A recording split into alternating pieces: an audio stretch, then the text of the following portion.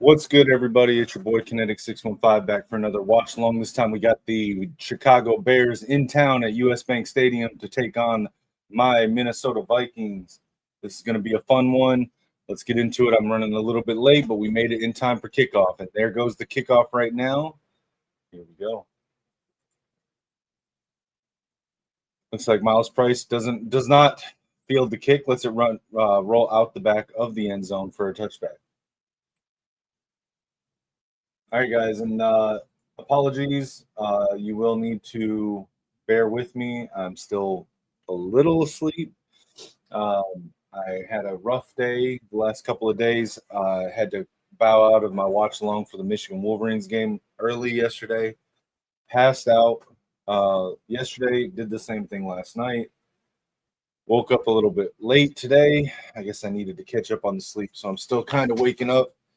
Here we go. We got JJ under center. Tight formation, 3 receivers.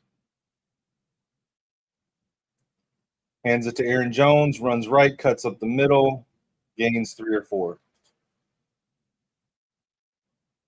Put your score predictions for the show or for the game in the chat. All right, so we got our offensive line in for this game, except for the center. Ryan Kelly is not there. CJ Ham is back for this game, our fullback, so run game should be a little bit better.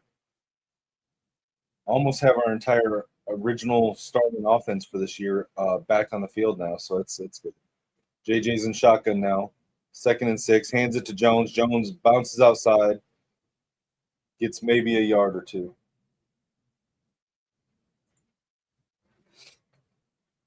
It's not often that a bunch of bears show right up to your doorstep so that you can harvest their pelts and put them on the wall. Also, guys, I'm going to be snacking on a few things here. Again, I haven't had breakfast, didn't have dinner last night, so bear with me.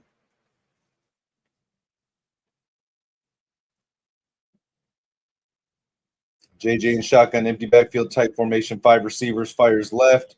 Adam Thielen caught, first down. Hit as he caught the ball and held on through the contact. Great catch by Adam Thielen.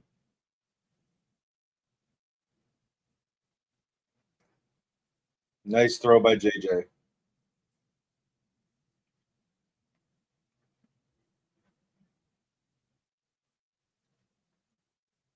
Heads up move by Adam Thielen to turn his body in a way to get the first down. JJ under center, bunch formation, tight left, 1 receiver right. Addison in motion. Tosses it to Jones, running left. Gets 2 or 3 yards on the carry.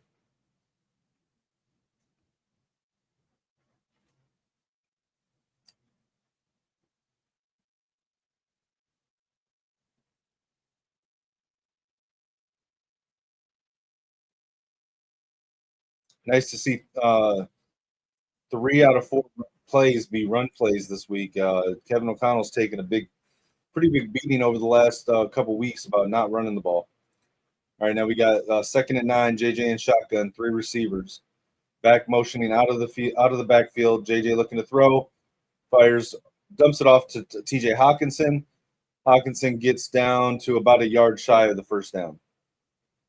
Just a check down to TJ Hawkinson. Nice play call.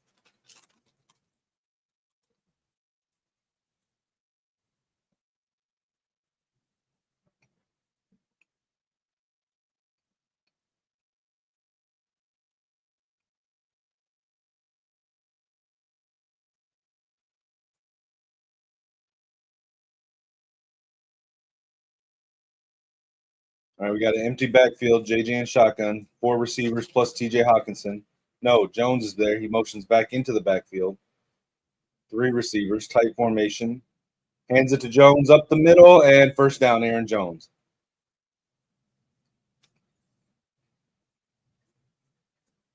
Okay, Kevin O'Connell. I see the play calling.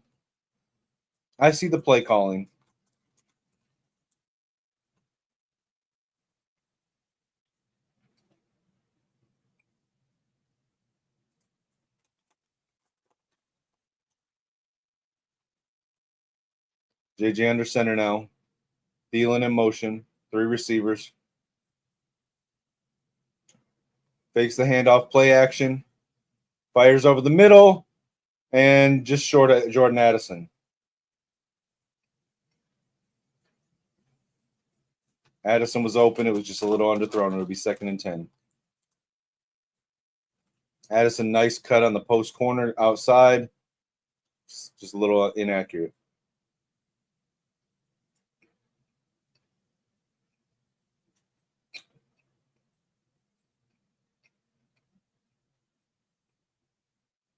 JJ in shotgun. 3 receivers plus TJ Hawkinson. Tight formation. Naylor in motion. Hands it to Aaron Jones. Runs up the middle. Nice game. Minnesota Addison's. Hey, it would have been a big play if he had hit that pass. It's going to be 3rd and 3.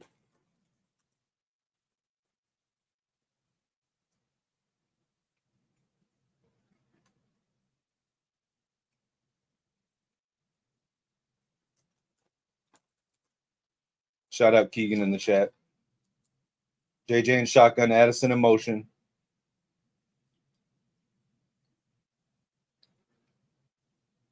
Fires to the left and just barely overthrows Justin Jefferson. Just a little too high. Be 4th and 3. Got to hit that throw, JJ.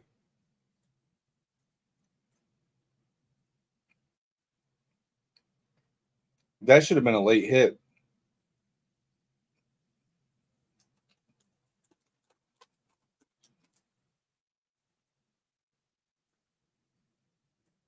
Minnesota sends out the punt team.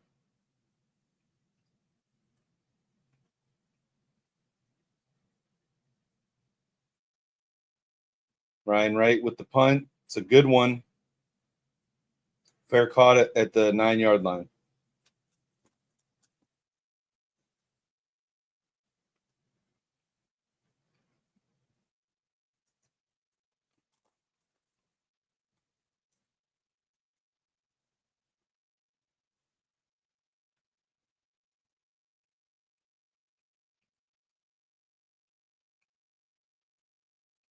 All right, we're on commercial now.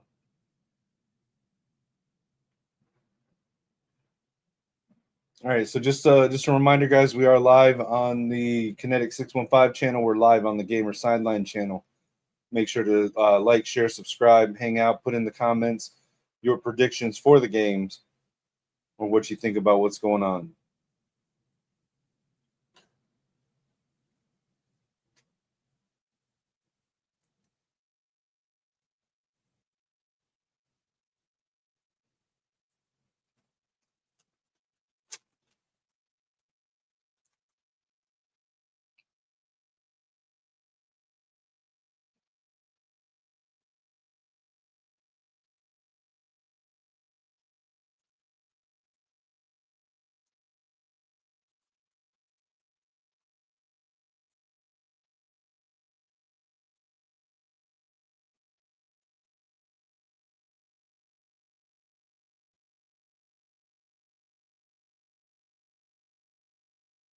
Guess I should pull up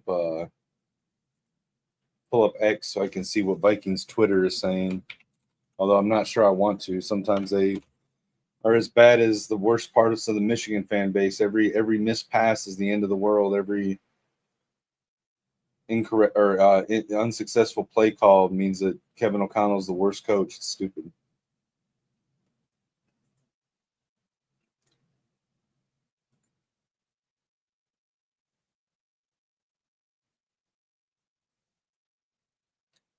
Just like I thought, people over here boo-hooing the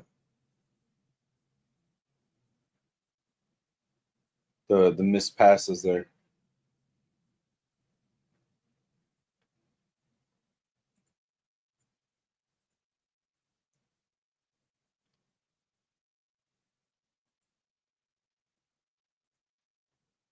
All right, we're back. Bears offense taking the field for the first time now.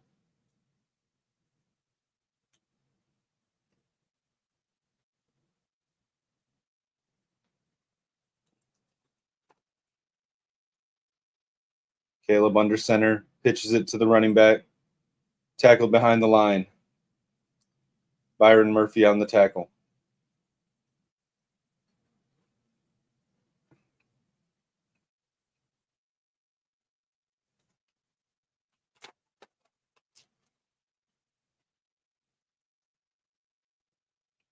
Colston Loveland in the starting lineup. I love that. Go blue. Caleb in shotgun, 3 receivers tight. Minnesota showing possible blitz here. No, they only rushed 4, but Caleb's still under pressure. There's a flag, 2 flags in the backfield. Caleb throws it away.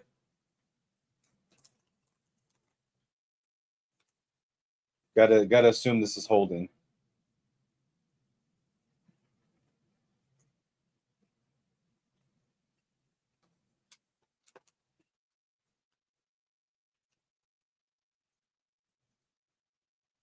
DeAndre Swift, the running back, was holding on that, prevented a sack.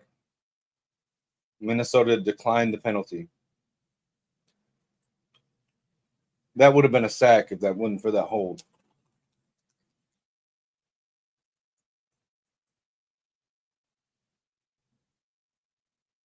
Going to be 3rd and 9 for the Bears. Caleb in shotgun, empty backfield, super tight formation. 3 receivers running out. Fires deep, right side, and overthrows incomplete to Roma Dunze. It'll be 4th and 9, 3 and out for the Bears. Nice series by Brian Flores on play calling there. Isaiah Rogers on Roma Dunze there. Nice coverage.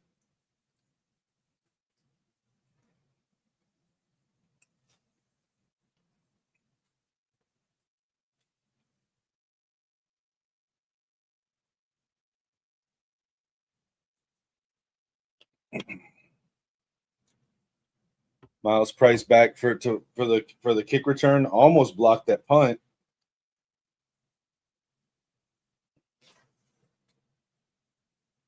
Bounces out at the 35-yard line.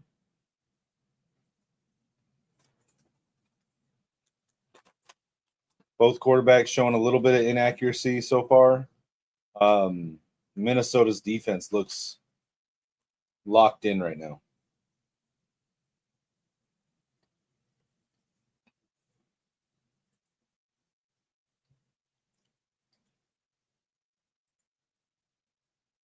I should probably share this out, shouldn't I? Will Addison score this drive? Let's hope.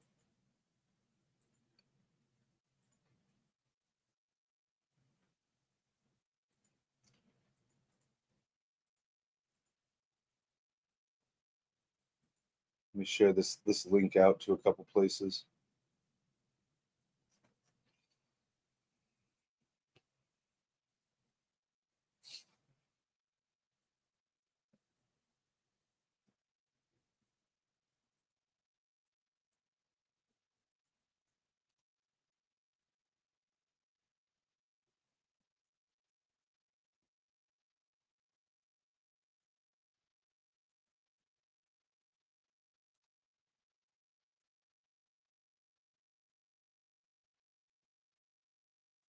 Sorry, guys, just sending the link out right now.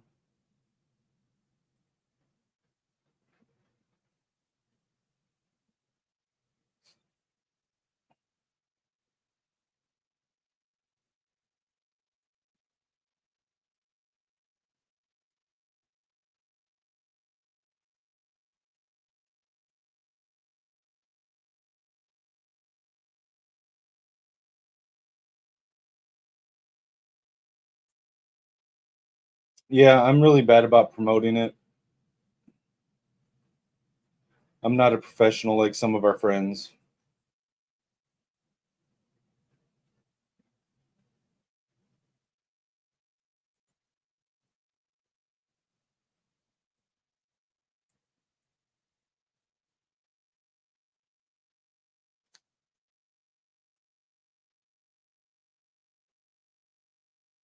Yeah, there's no getting around it. Those 2 passes on the first drive from JJ McCarthy, those you have to hit those, bro.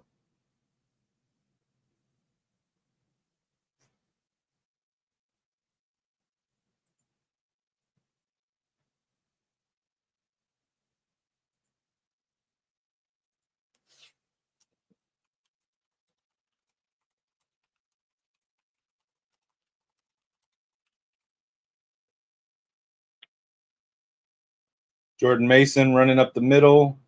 It's a gain of, 7, I think?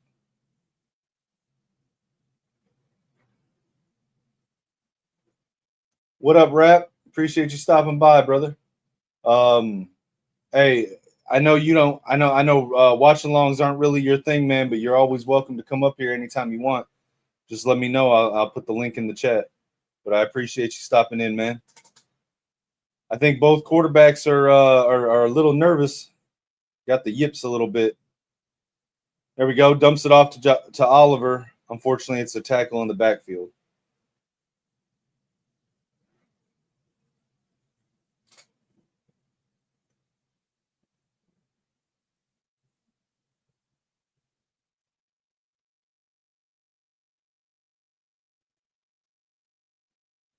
It's gonna be 3rd and 7.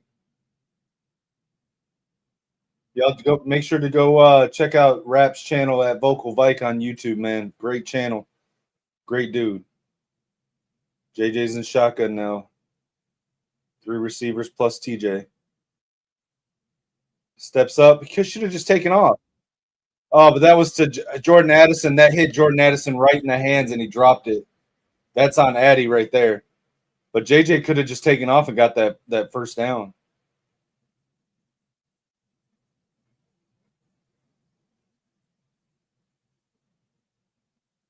That was on Addison, that drop. What is going on?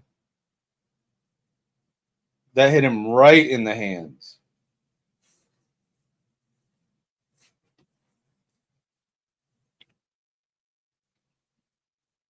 Gotta send out the punt team again. That was right on Addison's hands. Punt goes out of the end zone.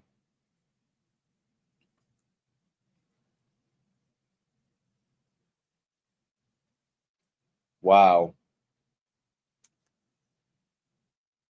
It hit him right in the hands and bounced off. Keegan, are you watching the game or is it just on like you watching a stat tracker?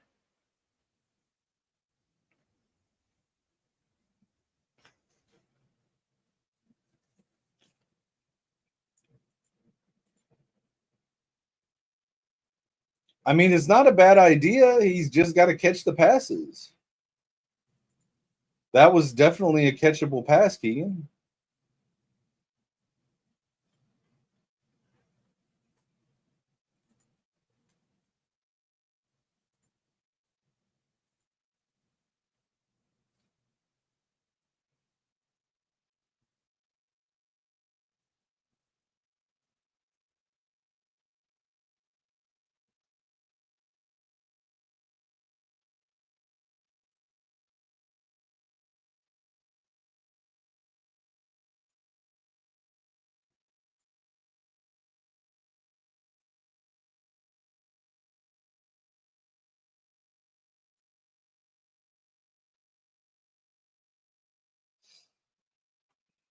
That sucks, man. This is a better game than the Bills game. I don't want to watch Bills games because their uniforms suck.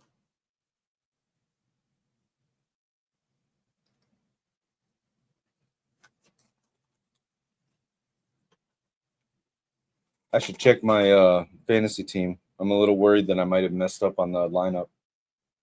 I forgot to wake up this morning and check it.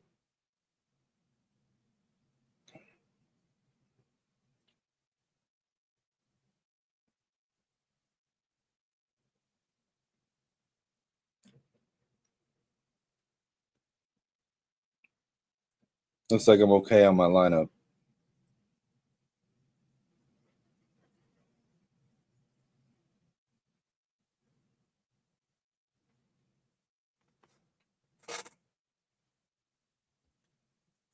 I know, right? Josh Allen's stats through his first 4 games are pretty similar to JJ's through his first 4 games. Both are 22 years old. I guess the people that think JJ is trash right now also thought Josh Allen was trash. Caleb under center, tight end motions into the backfield. Hands it off to the running back up the middle. Gains 3.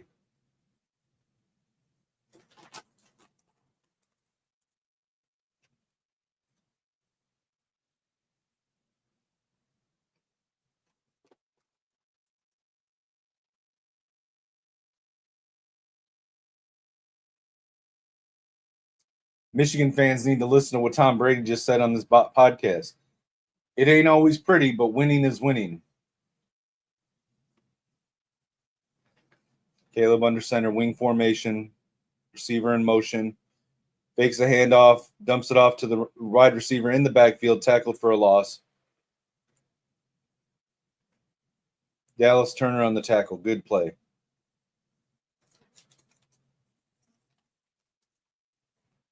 Shout out Jameis Winston starting today in New York.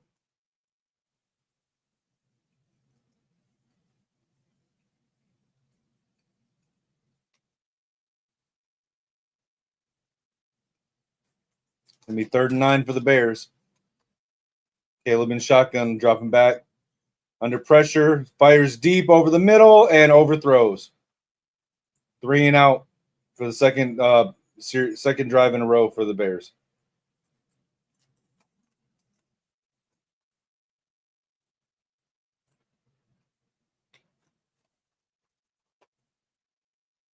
Blake Cashman almost got to Caleb there.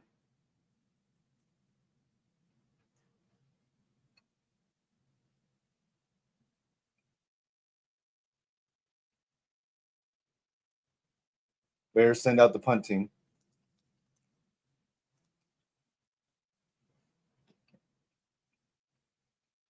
It's a low punt. Got the distance, though. It's fielded. Miles Price gets it back to the 40-yard line. Nice return.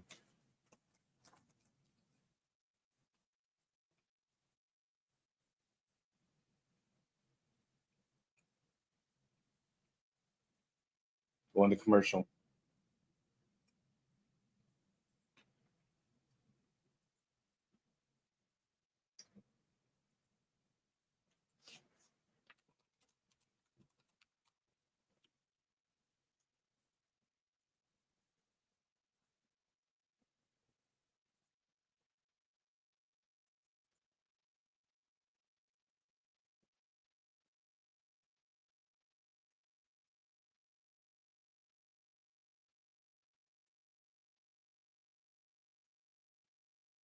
All right, let's manifest this. We're going to get a touchdown this drive. And for Keegan's sake, Addison's going to get a catch.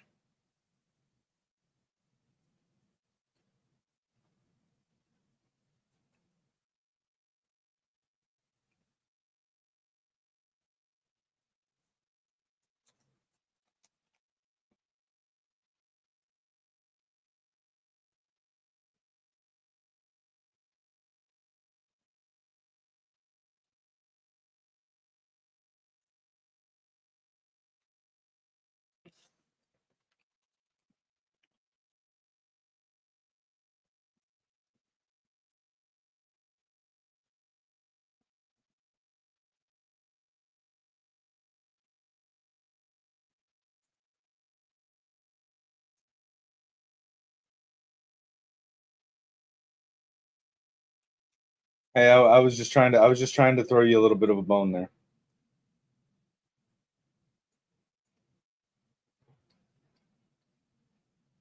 Personally, I want to see a JJ to JJ touchdown.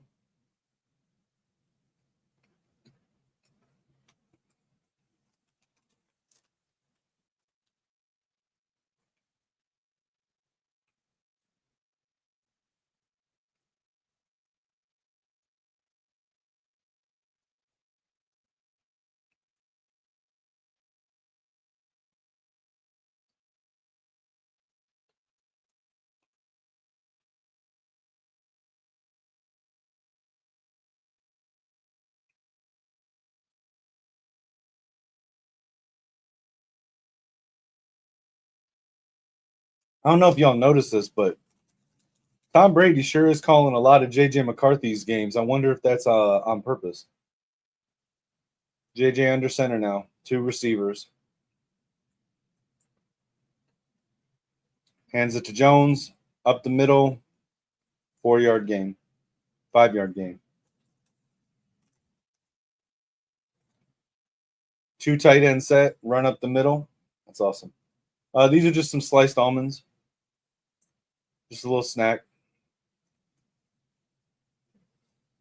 I'm the crazy person that will go to the grocery store and in the baking aisle where you get the almonds, I just get sliced almonds to snack on. Tight formation, Addison in motion, 2 receivers right. Quick pass to Jefferson. And first down, Justin Jefferson. Nice throw. Nice run after the catch. Little dump off wide receiver screen.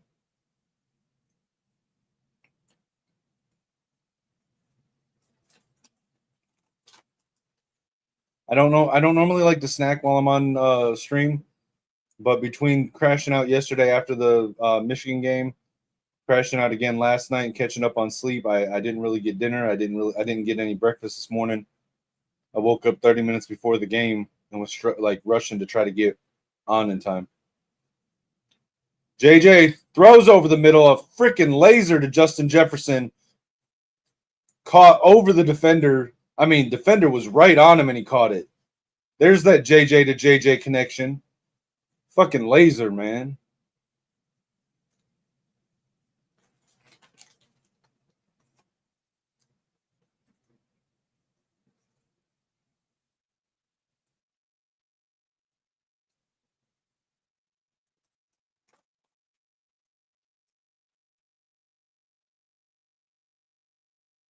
JJ under center again.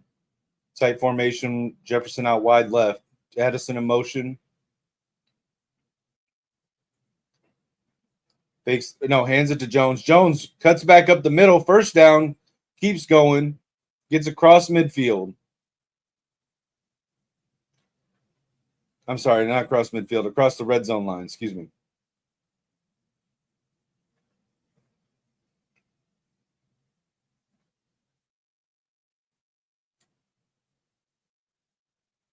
Tackle at the 17-yard line.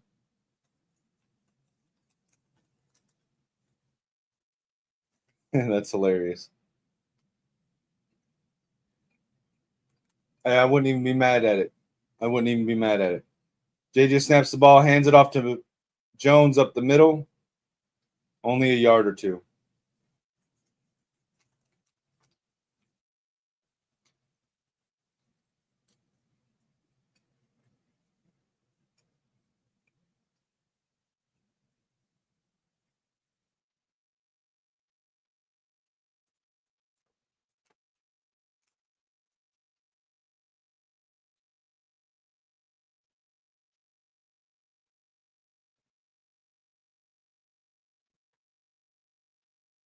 Now we got JJ in shotgun, bunch right, Jefferson in motion.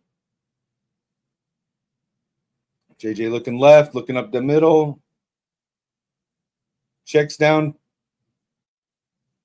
to Aaron Jones over the middle. Only a 3-yard gain.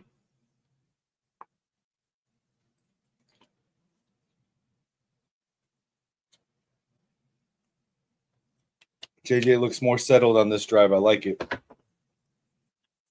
All right, what do we got here? Shotgun. Aaron Jones in the backfield, tight formation. TJ Hawkinson, 3 receivers. TJ motioning out. Corner route to Jones, and he bobbles it, drops it incomplete. We're going to send out Will Reichard.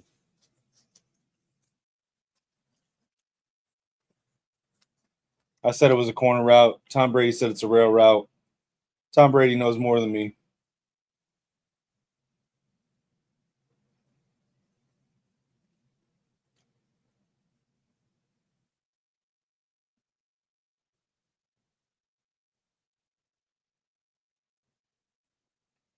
.31-yard attempt from Will Reichard, and it's good. Vikings get the first points in the game. Field goal from Will Reichard from the 17-yard line. Vikings up 3-0. First few drives, both quarterbacks looked a little jittery. JJ looked like he settled down this drive. Let's see if Caleb is able to settle down in response. Or maybe he'll want to go over and cry in his parents' arms again.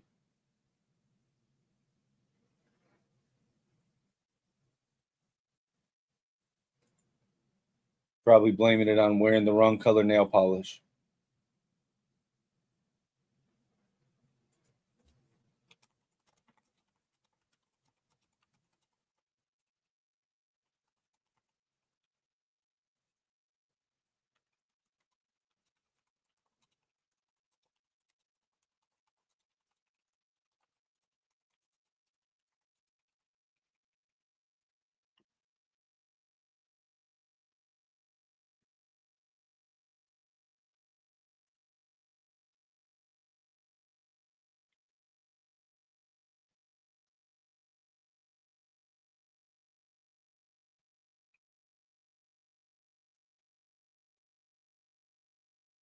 I don't know. Should I do a Vikings mock draft during the commercials like I have been? I do like mock drafting.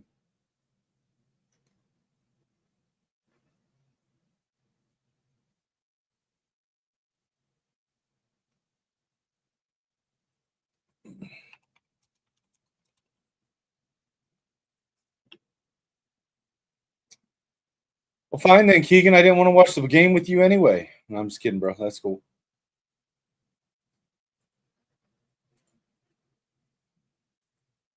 Appreciate you stopping by, bro.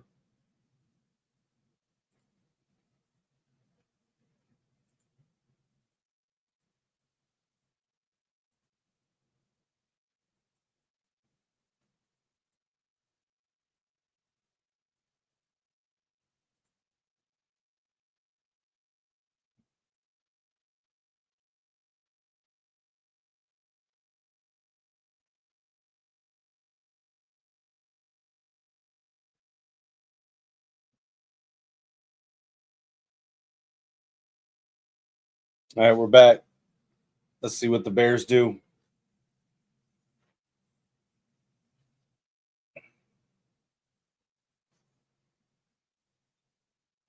Vikings up 3-0.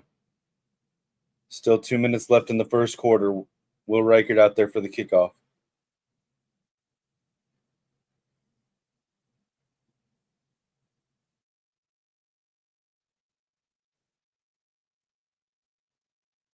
Kick is up. It's fielded at the 4-yard line. Gets it back out to the 24-yard line. Okay, can the Vikings force the Bears into a third 3 and out? Or will Caleb Williams get his first down of the game?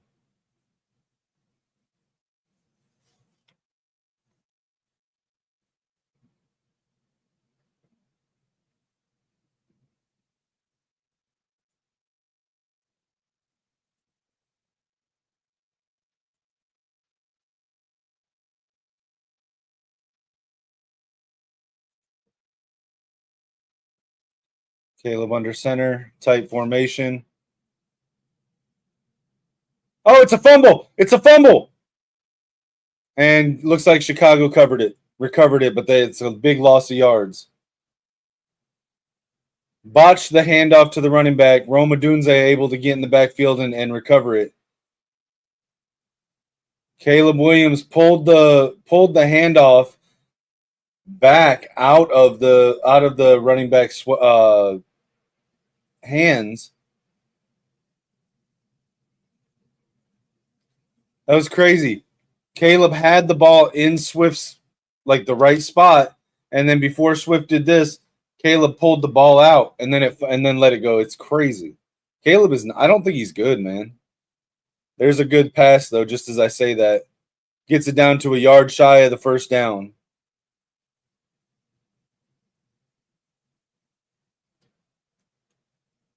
Instantly makes up all the lost yardage to Rome Odunze there. What was that coverage? Harrison Smith, man, you got to be quicker to recognize that and get in position.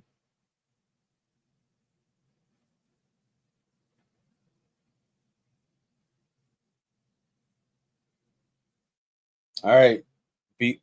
B-Flow's got to dial up something here to stop him.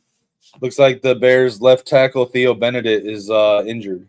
So we got a commercial.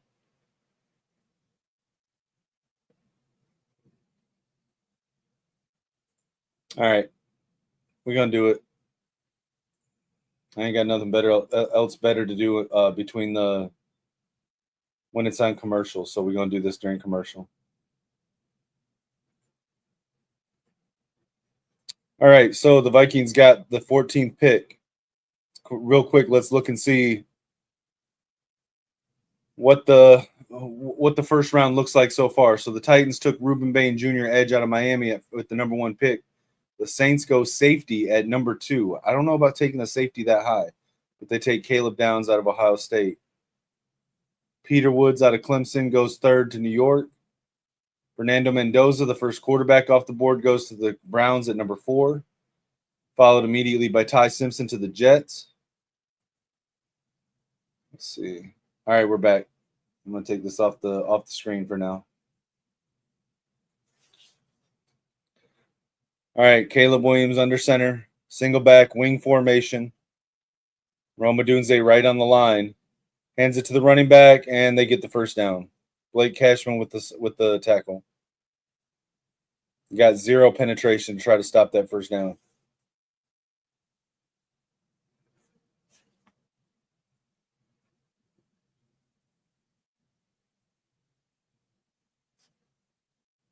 Left tackle Benedict's back on the field. Doesn't look like it was any kind of a major injury. All right, Caleb under center. Got 2 receivers left, 1 right, tight formation. Receiver in motion. It's Colston Loveland. That's okay. 84. It keeps making me think he's a wide receiver. Caleb scrambling out of the pocket and overthrows Swift on the sideline. Be second down.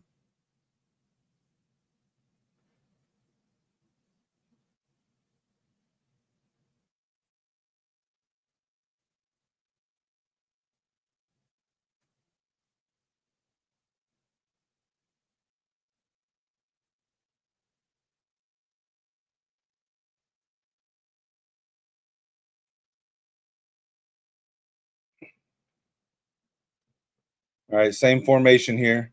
Quick snap, hands it off to Swift, runs left, gets, I want to say 5. And that's the end of the first quarter. Score is still 3-0 Vikings. All right. So let's see. We've got Dante Moore. So we got 3 quarterbacks going back to back, 4, 5, and 6 to the Browns, Jets, and the Raiders. Jordan Tyson, wide receiver out of Arizona State, goes to the Miami Dolphins. I guess they're moving on from Tyreek Hill. Jeremiah Love, running back out of Notre Dame, goes to Washington. Edge T.J. Parker to the Bengals. Another edge, Keldrick Falk to the Rams. Really? This thing has must be in a trade that they got that. So the Rams picking at 10. Yeah, edge Kedrick Falk. Wide receiver out of USC, Mekhi Lemon goes 11 to the Cardinals. Linebacker Arvell Reese out of Ohio State to the Cowboys. Carnell Tate from Ohio State to the Ravens. And then we got the Vikings. I think this is a pretty easy pick here, just me. I'm going Mansour Delane. He's the best cornerback in the draft. He's dropped to us at 14. I personally think that cornerback is by far the Vikings' biggest need. So we're going Mansour Delane. Cornerback out of LSU. Let's look at what happened with the rest of the first round. So right after us, edge David Bailey went to the Texans. Cassius Howell to the Panthers. Cornerback Jermad McCoy goes to the Chiefs. Caleb Banks, defensive tackle out of Florida, goes to the 49ers. First tackle comes off the board. Francis Mauigoa goes to the Browns. Tight end out of Oregon, Kenyon Sadiq goes to the Steelers. Bills take Sonny Styles out of Ohio State. Spencer Fano from Utah goes to the Bears. Avion Terrell from Clemson to the Bucks. Caden Proctor, Alabama, goes to the Lions. Brandon Sissy to the Cowboys. Romello Height to the Chargers. Interesting to see him in the first round. Denzel Boston, wide receiver from Washington, goes to the LA Rams at 27. Chris Brazzell, Tennessee, wide receiver, goes to the Patriots. Colton Hood, cornerback from Tennessee, goes to the Eagles. Edge LT Overton from Alabama goes to the Broncos. Casey Concepcion from A&M goes to Seattle. And the offensive lineman from Penn State that I can't say his name goes to the Jets. Assuming that's with the Colts pick. All right, let's take this off the screen. All right, got Caleb in shotgun, 3rd and 3.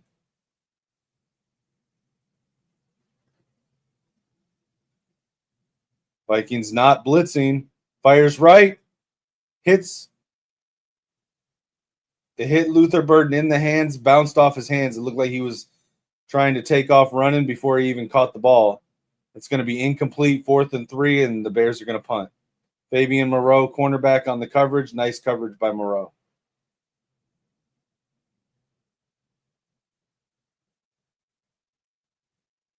Miles Price back to field to return the kick.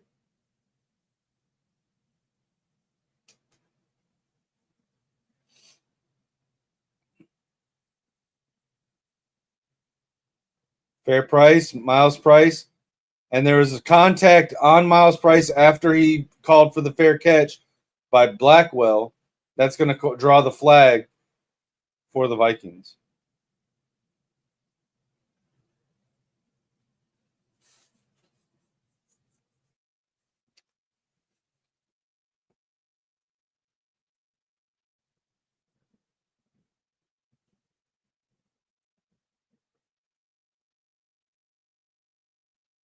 Fair catch interference on the kicking team. It's going to give us a 15-yard gain to start the drive. And we're back on commercial. All right, so round 2. We are picking at pick 46. Who is on the board? Mateo Uiagalelei. Huge fan. Not sure he fits into the Viking scheme as a need right now. Keith Abney. Man, do we want to double up corner first 2 rounds? I really like Keith Abney.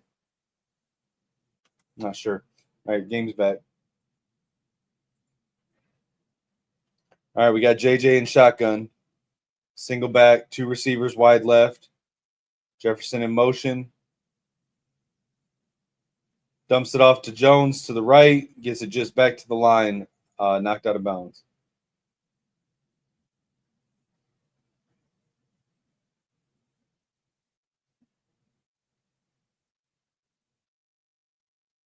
Lightning quick decision making for JJ there. He looked to Justin Jefferson for the screen. Didn't like what the defense was doing. Flipped around, checked it down to Jones. Got it back to the line. Looks like they say he gained a yard, so it's 2nd and 9. JJ in shotgun. Jones in the backfield. Thielen in motion. Hands it to Jones, running right, trying to get around the edge. Mason, not Jones. Cuts it back up the middle. Gets a gain of about 6.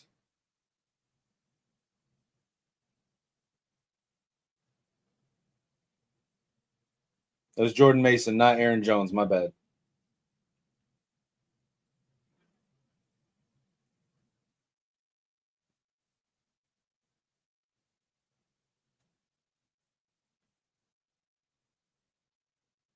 All right, JJ's in shotgun now. We got 3 receivers, 2 left, 1 right, tight end. Got Aaron Jones in this time. It's for sure Aaron Jones. JJ's changing something at the line. Snaps the ball, drops back, fires, dumps it off. It's bobbled by Jones. Incomplete. That's going to bring out 4th down for the Vikings.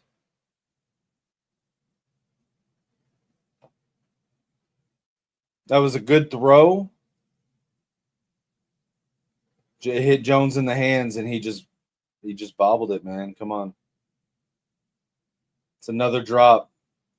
Him and Addison both have had a pass hit him right in the hands and just dropped it. Got to stop that. Got to stop that. Ryan Wright out to punt.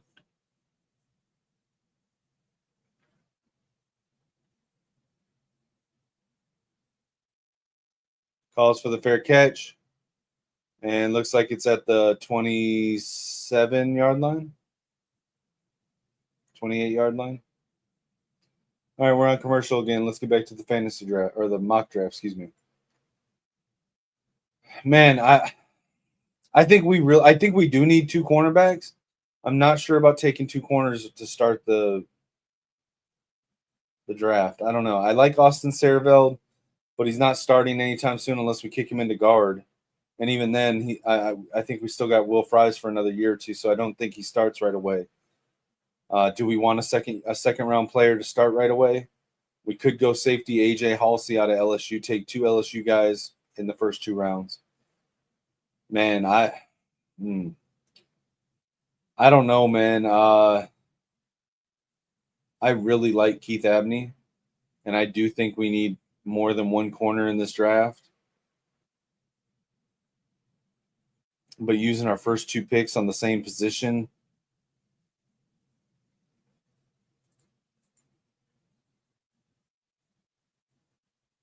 I think Keith Abney is really, really good. AJ Halsey, safety out of LSU. He's also really good. And with Hitman slowing down, probably retiring after this year, and Theo Jackson, in my opinion, just isn't it. I mean, we got my guy Rod Moore here, but I've got some questions about him now. So I'm gonna go AJ Halsey here. Man, I don't know though. Keith Abney, he's so good. Yeah, I'm gonna go Halsey though. I'm gonna go safety. Well, wait a minute. Chris Johnson's here too. Let's look at him. Man, his coverage grade is crazy. But again, just doubling up on corner first 2 rounds makes me a little uneasy. So I'm going to go AJ Halsey.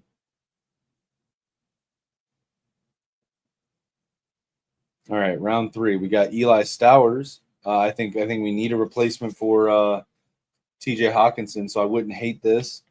Blake Miller out of Clemson. Okay, wait a minute. The game's back.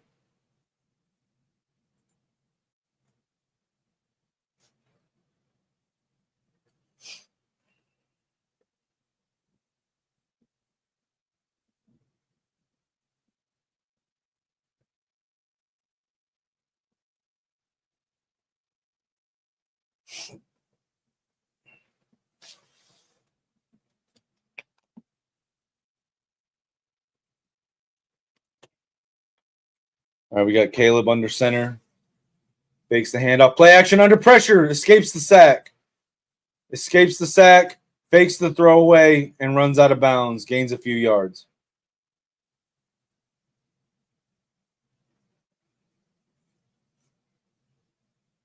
God, you got to wrap him up, man.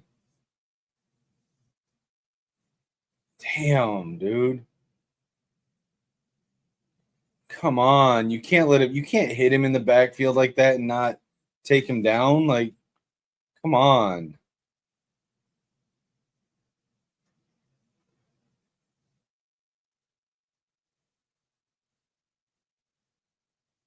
That Komet in motion. Hands the ball off. Sweat cuts back left. Gets the first down. Tackled at the 46. Or the 41, excuse me.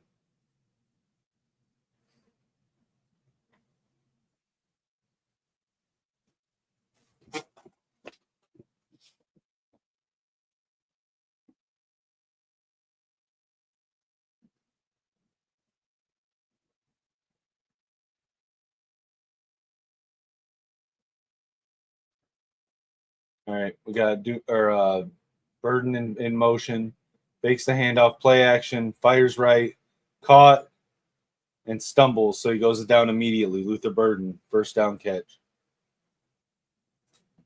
What are you taunting for? You caught the ball and then immediately fell to your knee. Scared to get hit.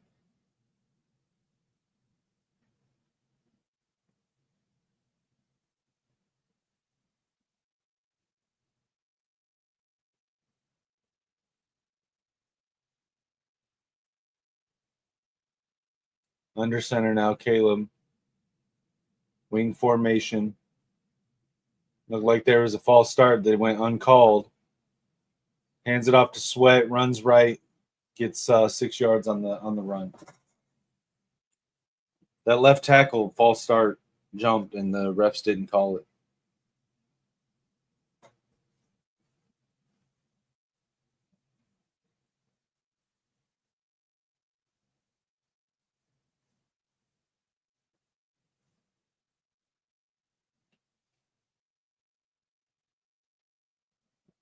Caleb under center, wing formation, one receiver left. Komet in motion, overloading that right side of the line. Pitches it to Sweat, running right, and stopped at the line. It'll be 3rd and 4.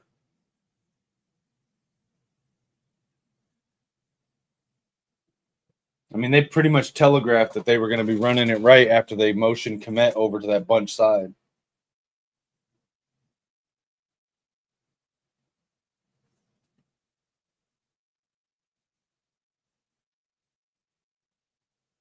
Caleb in shotgun now.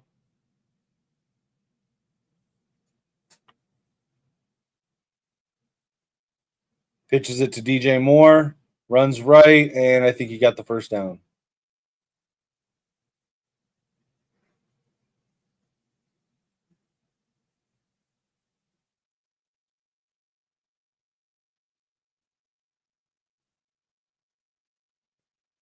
Come on, B-Flow. Dial something up, man. Come on.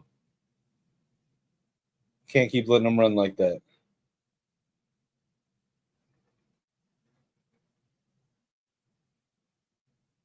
Caleb under center, I formation, tight, 2 receivers.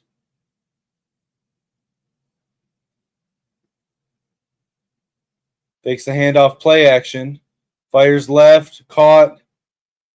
Komet gains 5 or 6 yards on that. It'll be 2nd down.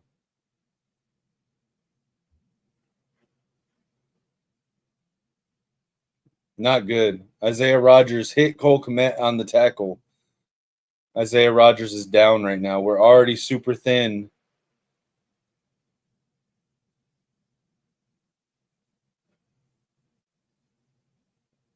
Helmet to helmet collision there. Isaiah Rodgers is down. We're already super thin at corner. We don't need an injury to Isaiah Rodgers. All right. Let's get back to this mock draft.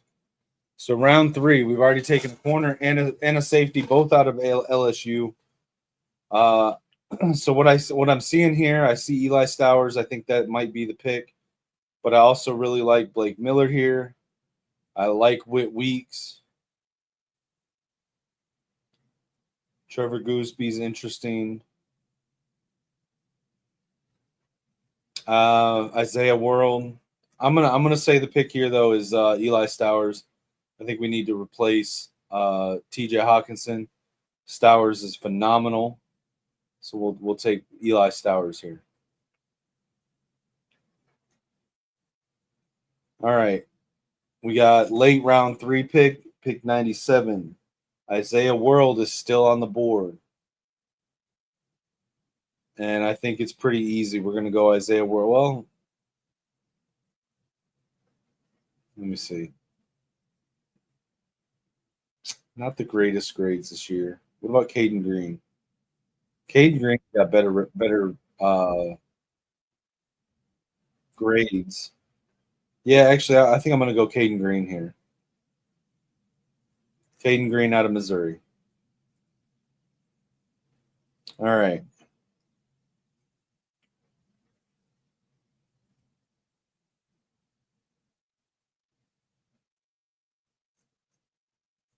Look here. All right, so we're at 114. We've also got 153 and 168. I think this pick and possibly our next pick are going to be interior offensive linemen. I think we're going to do 3 picks in a row for O-line.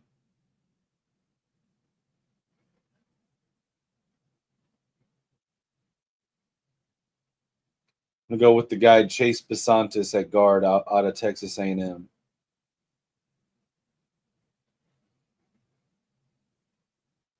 And I'm looking to see if, yep, Logan Jones, center out of Iowa, is still there. I'm taking him.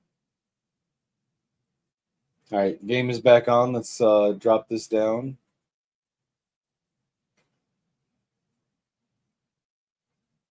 All right, we got 2nd and 3 for the Bears. By far their best drive of the game so far. Hands it off, runs up the middle, and first down.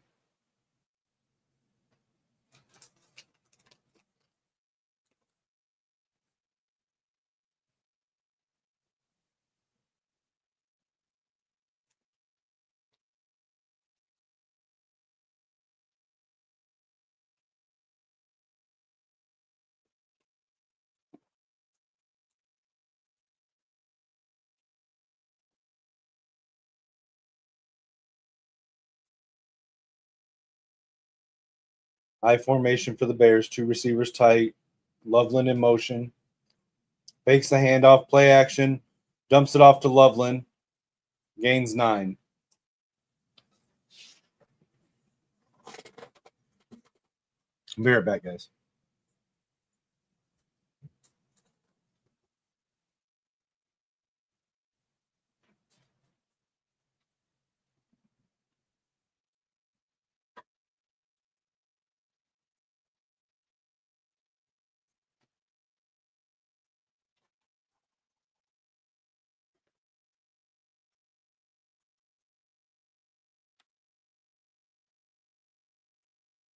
We got a drop touchdown in the end zone by Roma Dunze. That would have put the Bears up. It's going to be 3rd and 1 Bears.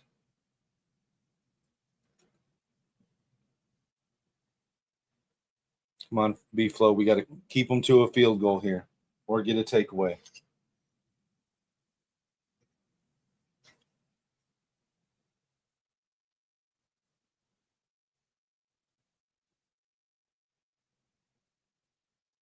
We got Caleb under center. Burden in motion. QB sneak to get the first down.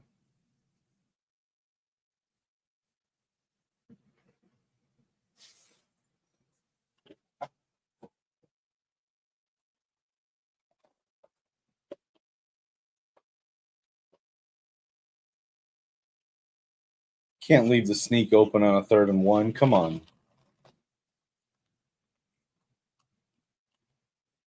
All right, we got Caleb under center now. Tight end motions into the backfield, playing a fullback now. Hands it off to Swift, cuts back left up the middle. Gets a gain of 6.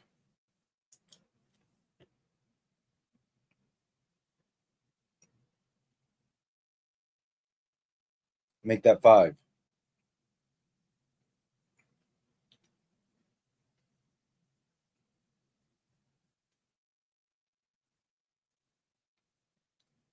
Adunze on the sideline. That's interesting. I formation again.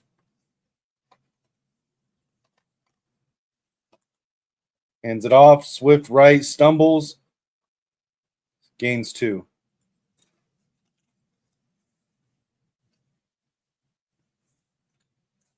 Looked like he slipped there.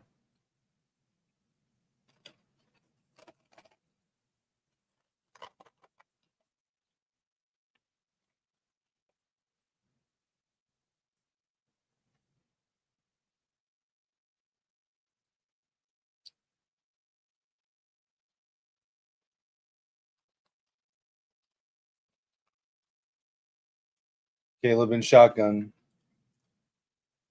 Hands it to the running back and gets the first down shy of the touchdown. Going to be on the 1 yard line or 2 yard line.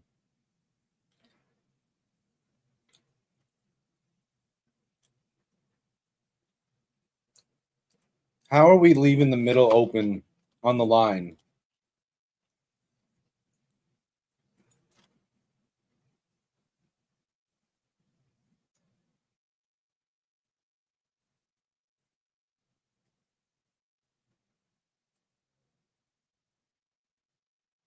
Got Burden in motion. Hands it to Munungai up the middle, touchdown. Bears take the lead.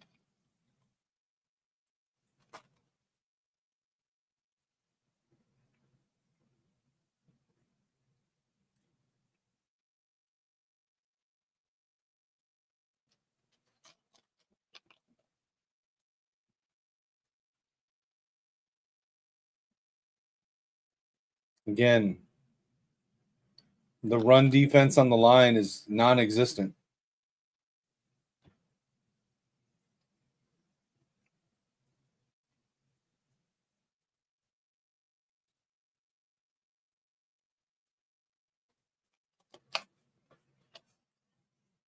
Bears take a 7-3 lead.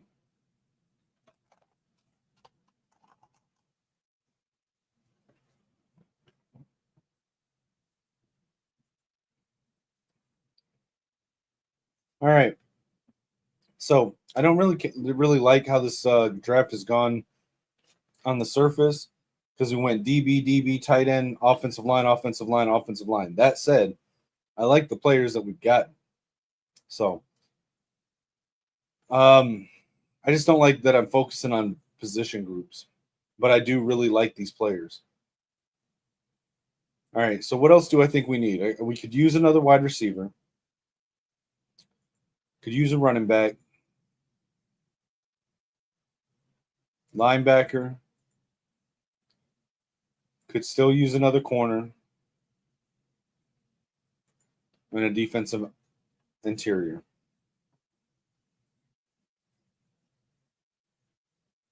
And I tell you what, this morning I got into a little bit of conversation on Rap's Discord server with another Vikings fan about Nick Harbor.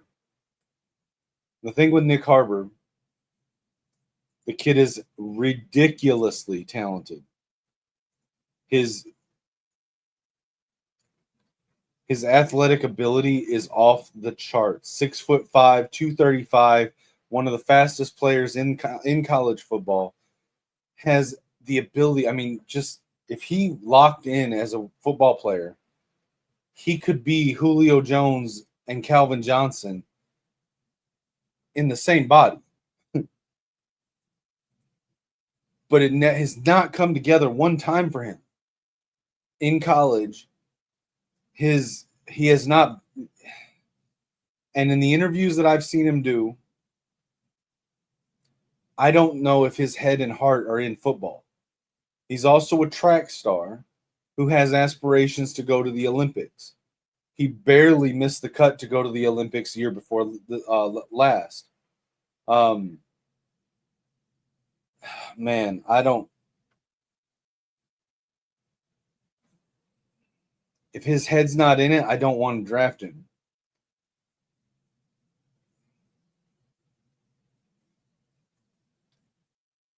But you know what?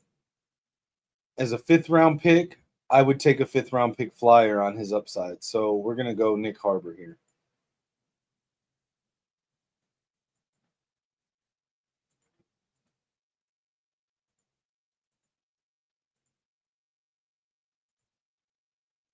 All right, the game's back on. Let's drop this down. Kickoff.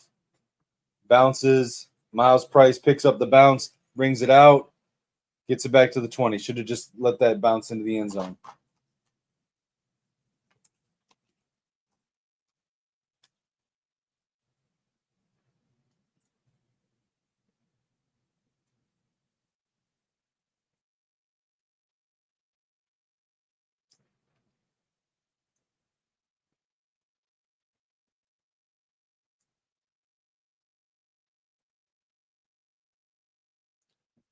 All right, let's see what we got here. Come on, KOC. Dial something up. JJ under center, wing formation, 2 receivers, 1 to either side. CJ Ham in motion back into the backfield, hands it to Jones, runs up the middle, and that looks like a 3 or 4 yard gain.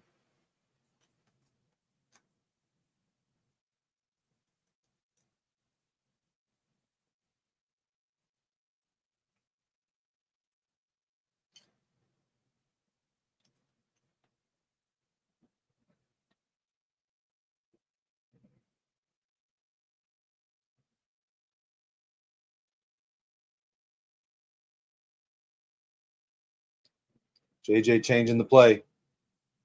Brings tight ends into the line. Fakes the handoff, play action. Fires over the middle, caught. Aaron Jones, first down. Nice play, JJ.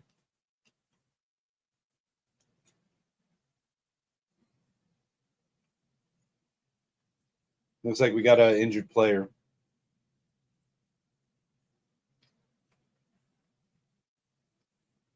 Looks like linebacker Noah Sewell. All right, we got a timeout, injury timeout. All right, back to the draft. So far we've taken cornerback Mansour Delane, safety A.J. Halsey, tight end Eli Stowers, tackle Caden Green, guard Chase Basantis, center Logan Jones, and a fifth-round flyer on wide receiver Nick Harbor. So now I think the question here is we need a running back. Do we go Le'Veon Moss out of Texas A&M?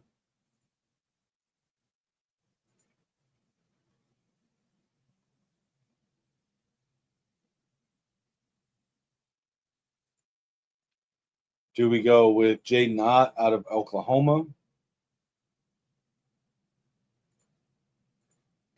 Or do we go with the hometown kid, Darius Taylor? Well, hometown in that he plays for Minnesota. You know what? I'm going to go Darius Taylor. I like Darius Taylor. I have injury concerns. But again, this is a fifth-round pick. So we'll go with it. All right, and the game's back on. So let's drop this down.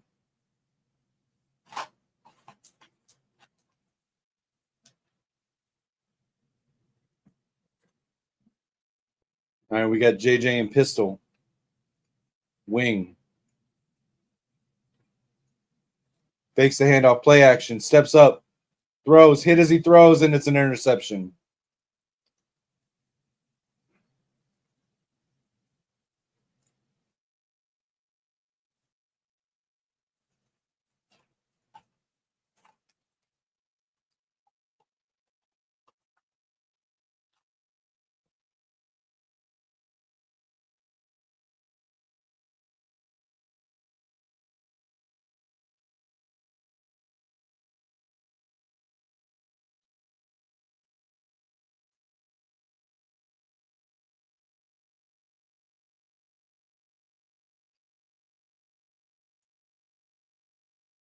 Got hit as he was throwing, took some zing off of the ball. And the safety was able to get underneath it. Disappointing. It's disappointing.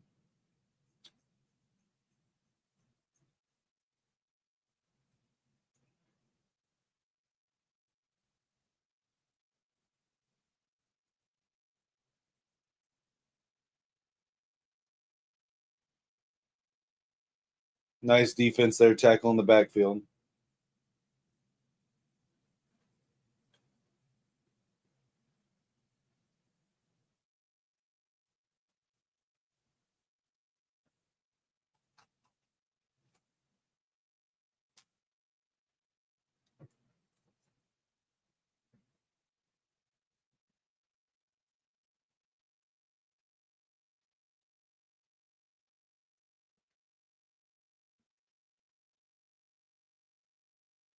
Caleb Williams under pressure, scrambles out, gets the throw off, caught by Colston Loveland.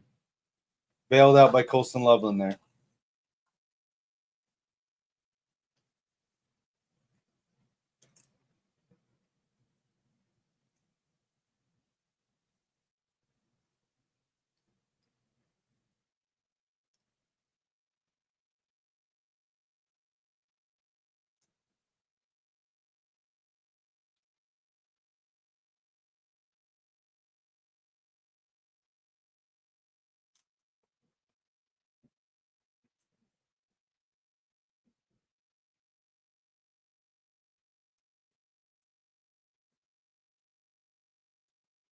What is going on?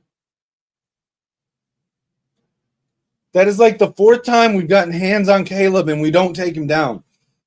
What is going on with the tackling team? You get hands on the quarterback, you take him to the ground. It's crazy.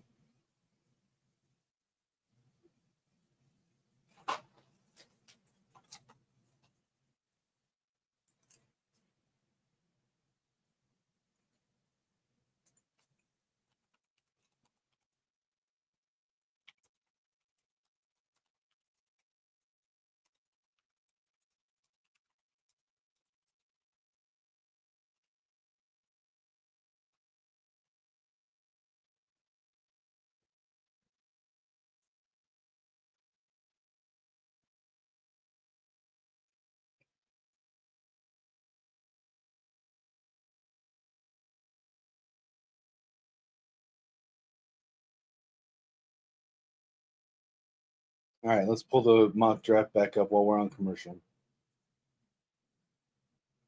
All right, so we got a running back, we got a wide receiver. I think we're probably done on offense here. I think we could use defensive interior. I think we could use linebacker. I think we could use another corner. Tim Keenan out of Alabama. Cam Calhoun out from Alabama. Domani Jackson. Drake Bowen. Christian Gray.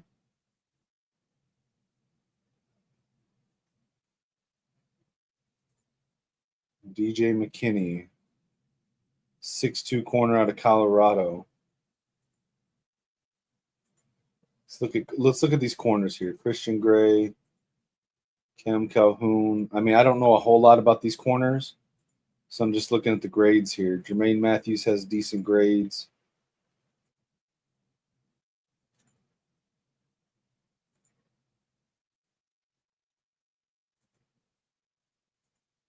I think based on the grades, we'd have to go Jermaine Matthews. 5'11".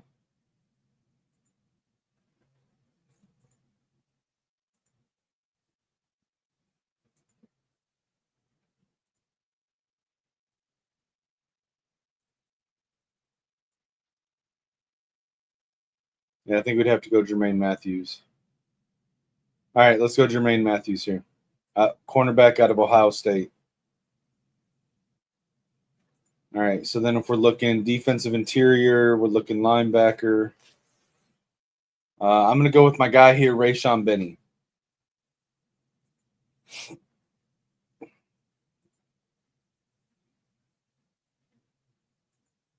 What do we got at linebacker?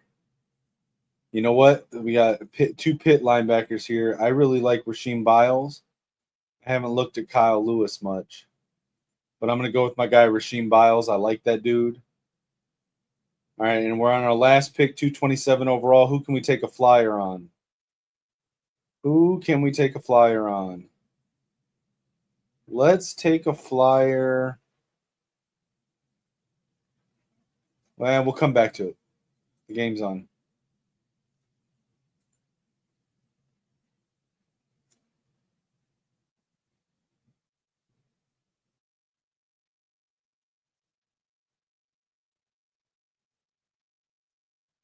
All right, so it looks like during the commercial break, the Bears hit a field goal for 3 points, took a 7-point lead. Miles Price returns the kickoff to the 33-yard line.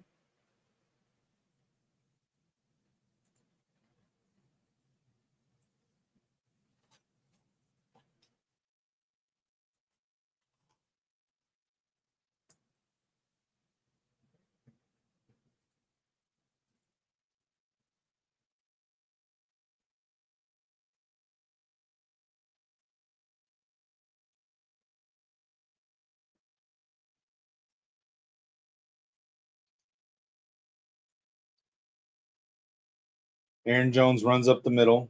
Decent gain.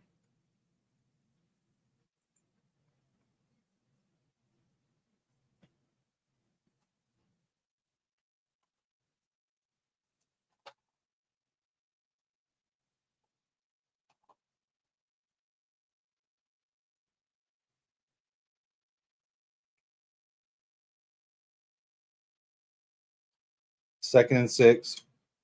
Jefferson in motion. Play action. Overthrows TJ Hawkinson.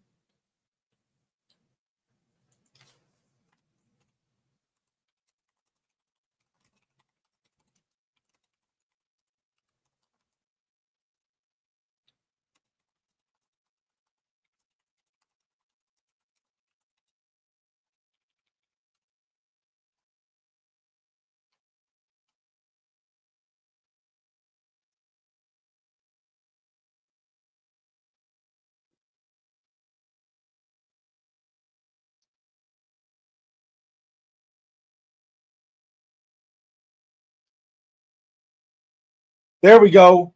Over the middle to Justin Jefferson. First down. Big gain. JJ to JJ.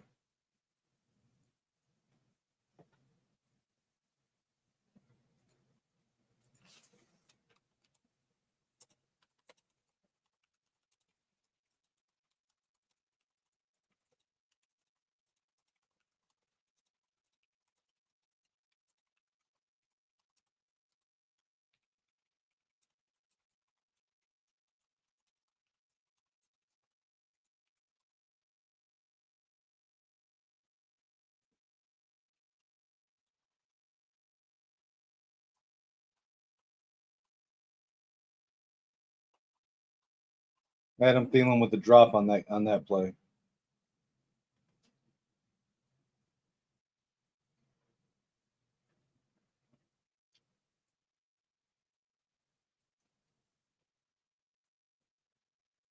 Jefferson in motion.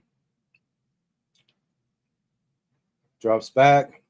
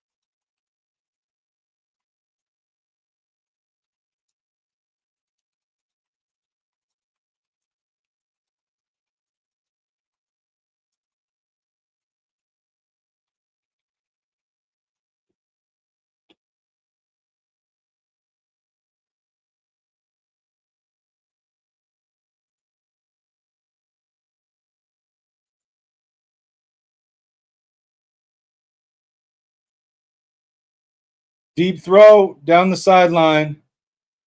Interception.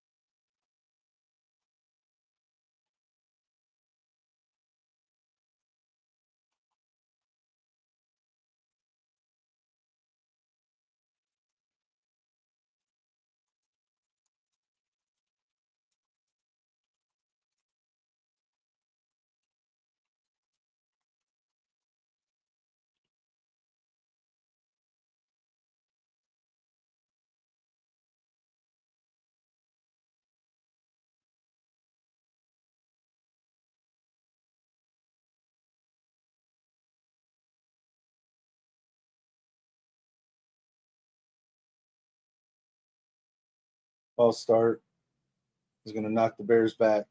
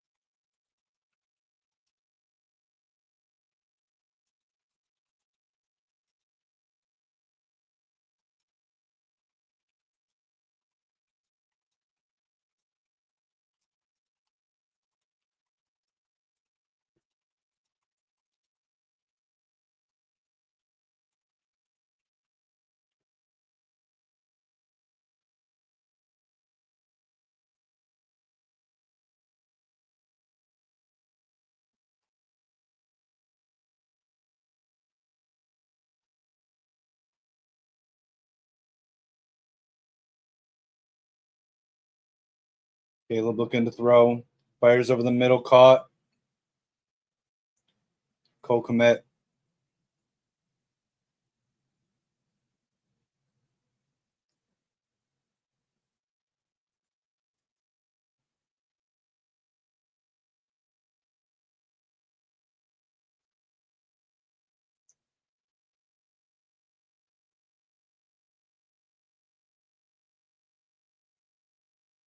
Sorry, guys. I'm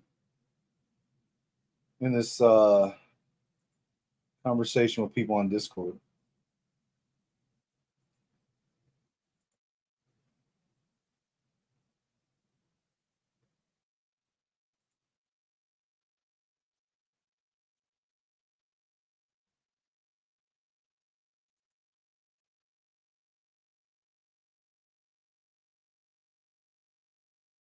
Caleb fires right and overthrows a Dunze.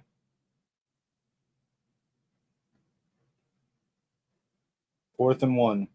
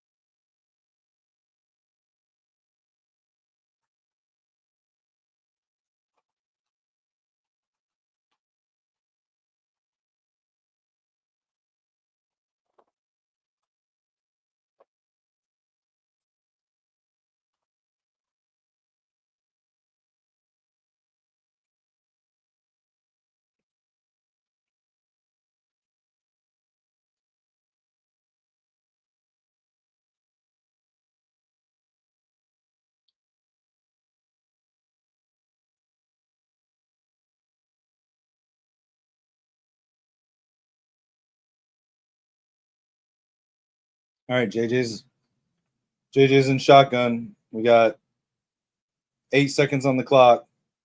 Tried a little trick play.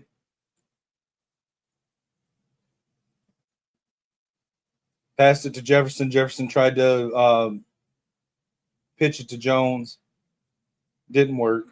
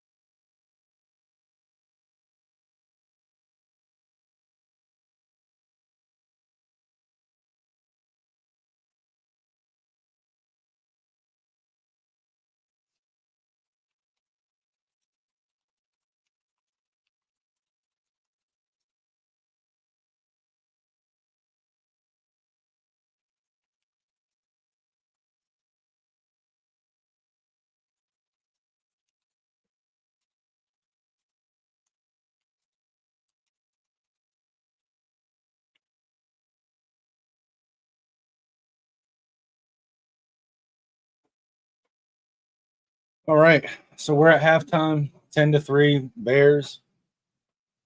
Let's see if we can turn it around in the second half. I'm confident we can. Let's go back to the mock draft simulator real quick.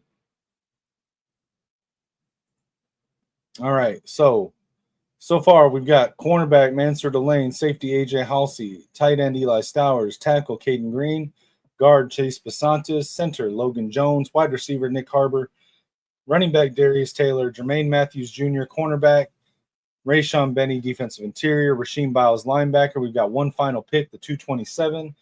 Looking to take a flyer on someone with a lot of upside, but is a little bit of a project. Who could we go? I like Patrick Payton here as an edge.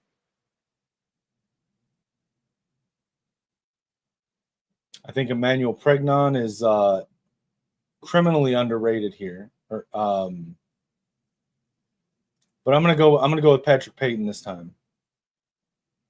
I'm gonna go Patrick Payton here. Let's see what PFF grades my draft.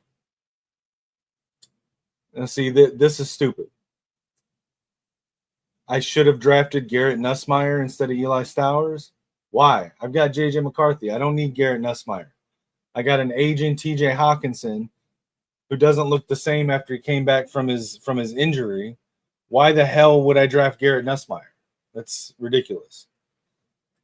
But they gave me a B plus for Delane, B minus for Halsey, C plus for Stowers, B for Caden Green, C for Basantis, D plus for Logan Jones, C for Harbor, C minus Darius Taylor, Jermaine Matthews is a D, Rayshon Benny's a D plus, Rasheem Biles D plus, Patrick Payton a C. I disagree. I like this draft. Anyways, that's it. No, he's not a bust. Shut up, Lichmax. Come on, get your ass on here and watch the game with me. You don't even like Nussmeier. What are you talking about? You think Nussmeier's a trash as well.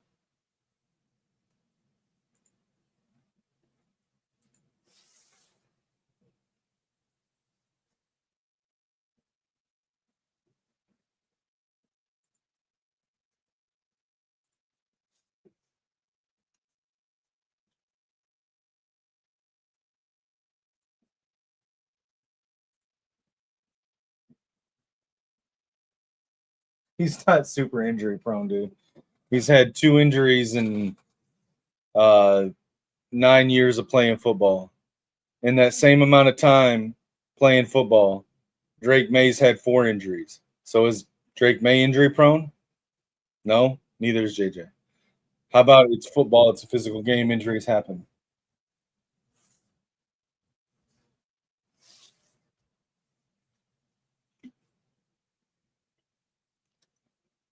Jaden Daniel just got injured. He's going to miss a lot more time than JJ did. Does that mean he's injury prone? No. Calling a young player injury prone because stuff happens in a physical game is stupid.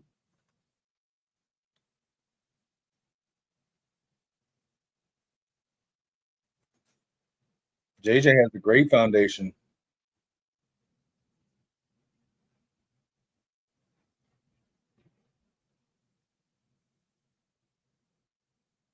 I got to disagree with my man Charles Woodson, man. Caleb Williams is not special. Sorry.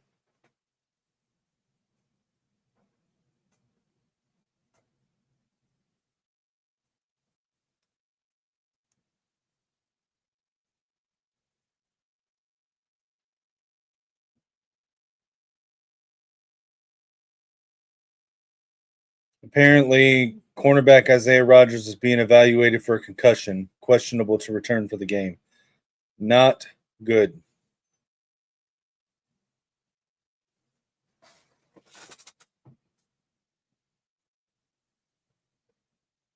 He didn't come in with weak knees. He had an injury. Injuries happen, bro. And he had the high ankle sprain because of a hip drop tackle.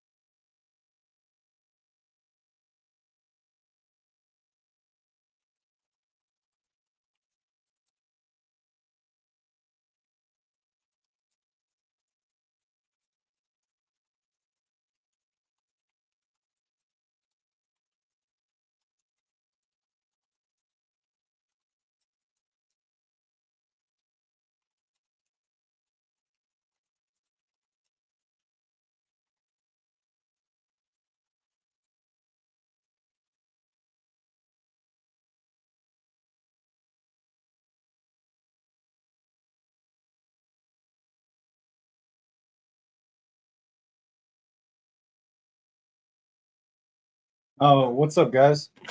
Man, hey, we got a raid going on. Hey, this is the first time I've ever been raided. Welcome to the show, guys. It's just a watch along podcast for the Vikings and Bears. Welcome in, everybody. What's up? Welcome in, guys. Appreciate you guys jumping in.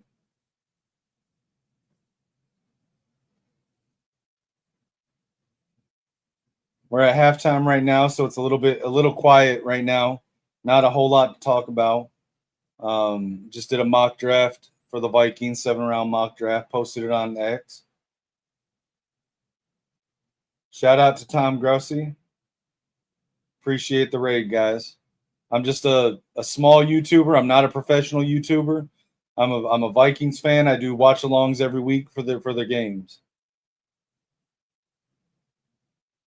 I mean, listen, 3 points is 3 points, but it should have been more. We've had a couple touchdown passes dropped by the receivers. Shout out to Tom, though. Appreciate it, guys. Jay the Wonder, the score currently is 10-7 for the Bears at halftime. Waiting for him to come back from halftime.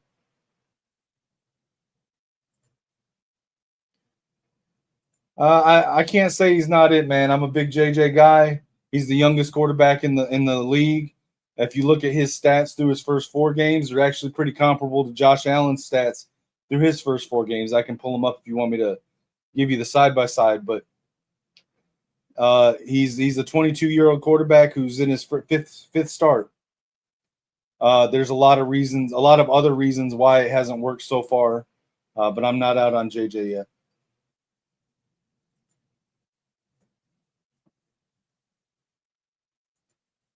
Hey, we're trying, man. We need some more bear skins on the wall. Yeah, drops suck. SKOL, brother.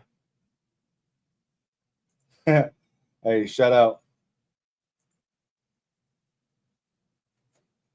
Yeah, man, I appreciate it. Shout out to Tom. Just a small channel here, man. I appreciate you guys coming in and hanging out.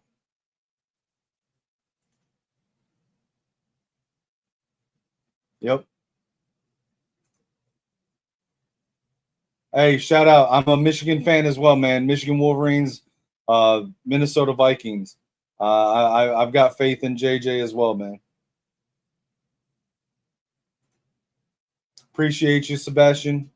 I'm just like I said, I don't consider myself a professional YouTuber. I've been doing podcasting with some guys that I know for a little over a year for Michigan Wolverines. I've been slowly jumping into the NFL podcasting space as well. This season, I started doing watch-alongs for my Wolverines and for the Vikings games, and I'm just here hanging out with people watching the game, man. Appreciate y'all.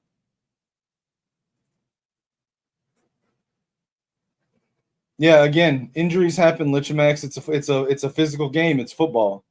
That doesn't mean he's injury prone. 2 injuries in since freshman year of high school playing football doesn't equal injury prone, brother. Like I said, Drake May in that same amount of time, same age, same year that they were in freshman high school together, or not together, but same year, he's had 4 injuries. So which one is more injury prone, 4 or 2, or are neither injury prone? And injuries happen in football.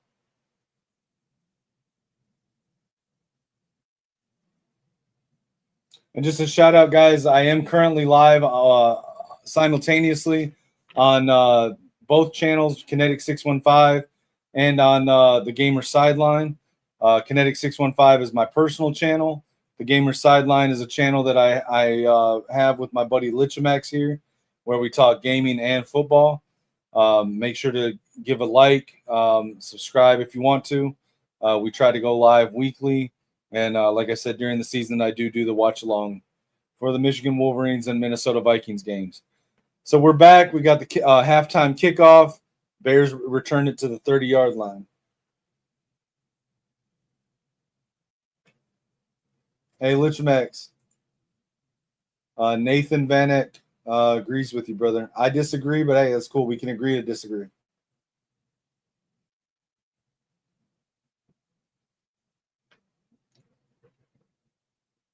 All right, B-Flow got to dial something up here. We got to come back out in the second half and take this game.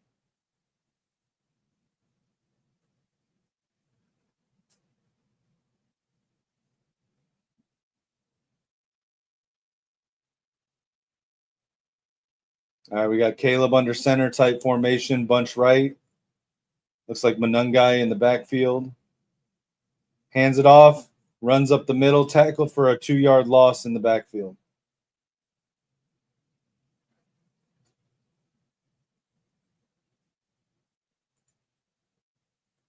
Poor showing until key moments as well. Does step up in key moments. Yeah, it's kind of almost like he's an extremely talented, very young quarterback that's only in his 5th start in the league.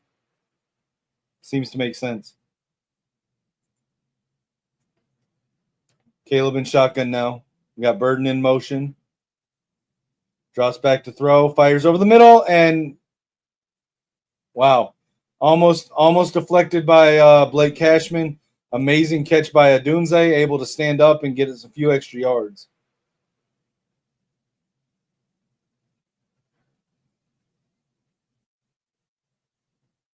Let's see this again. I thought it was deflected, incomplete. Oh, no, he's down. He was down. Come on now.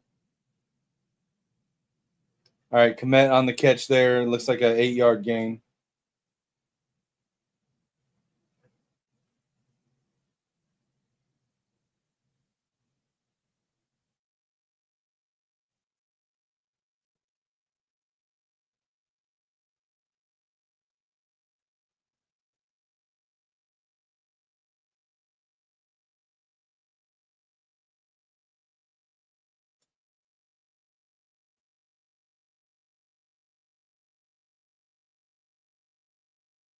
Hands off to Manungai, and again tackled in the backfield.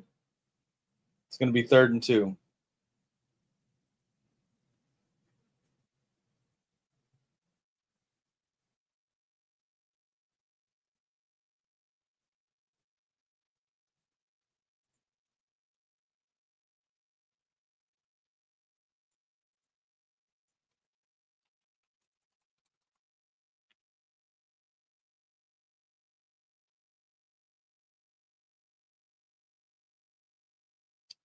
All right, we got Caleb under center, Manungai up the middle, 1st down.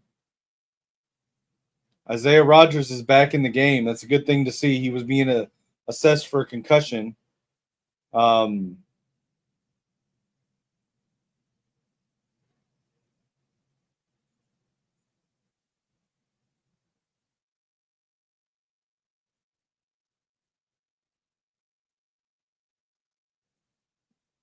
But so it was questionable whether he was going to return, but he's back in the game.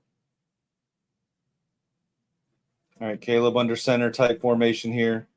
Fakes the handoff, play action under pressure. Byron Murphy gets the pass off around him to Cole Kmet for a gain.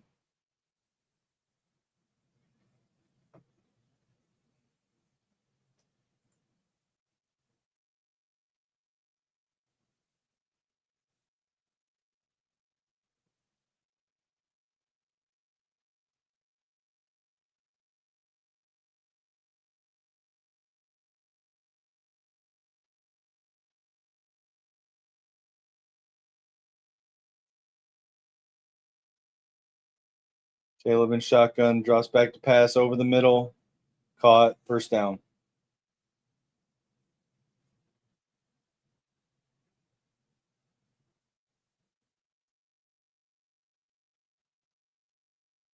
Oh, I don't know if he had control of that catch. That looks like it's incomplete.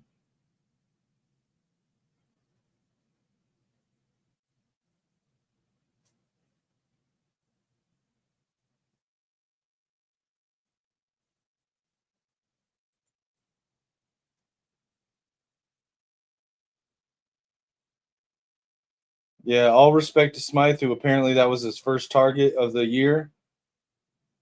That wasn't a catch, and he did not have control of it at any point.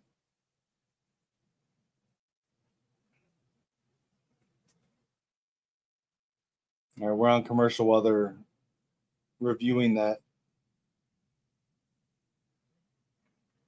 Hey, again, shout out to Tom Grossi for rating the Gamer Sideline channel. I saw the viewers numbers jump up to like 190 out of nowhere. Um, Tom Grossi, showing some love to a small channel. Appreciate you, man. Y'all go check him out here. I'll pull up his channel for anyone that's watching that didn't come over from that raid.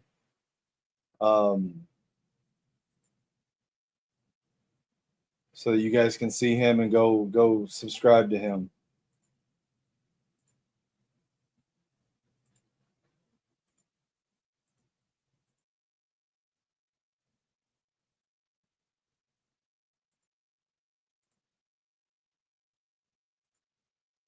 Y'all go give him a follow, and just a shout out to this guy for helping out a little channel.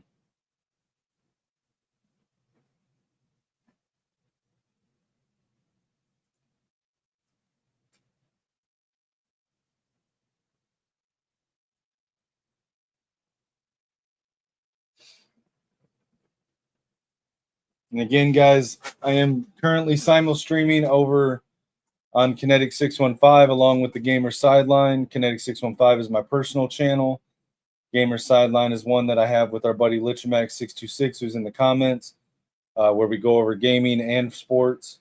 Heavy bent on Michigan Wolverines, but we try to cover college sports and sometimes NFL, as well as gaming.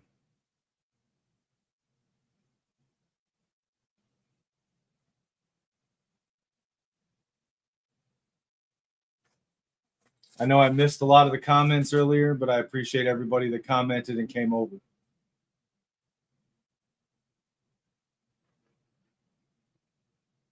Missed this one from another Vikings fan. Shout out to Jenny Vanek. SKOL Vikings.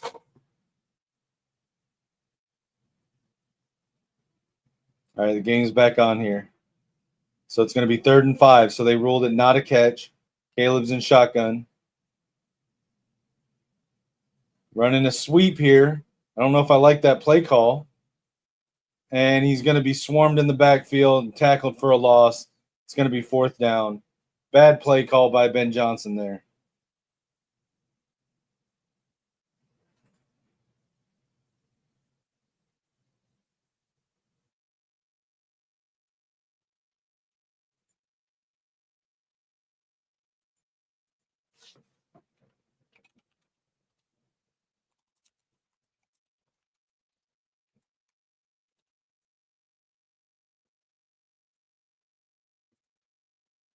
It's going to be a field goal kick for the Bears.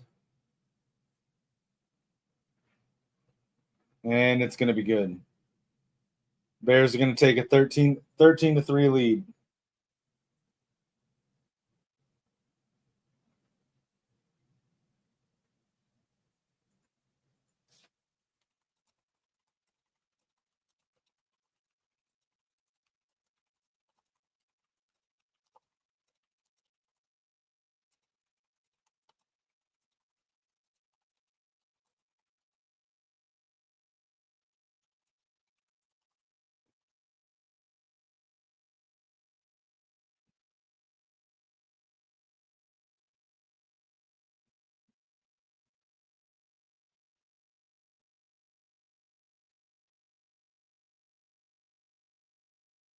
Just catching up on messages real quick.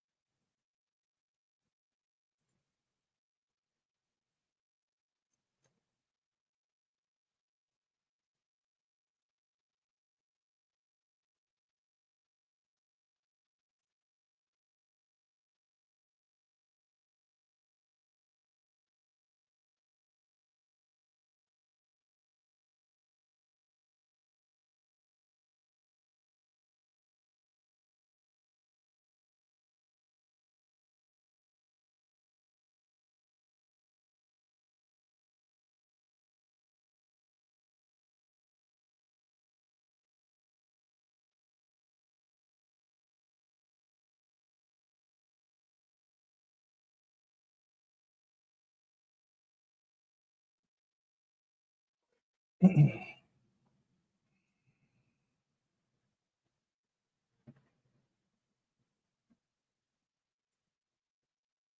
just highlighting some of the comments that we got on the raid. Nathan Van Eck, again, one that agreed with my buddy Lichamax on some stuff here.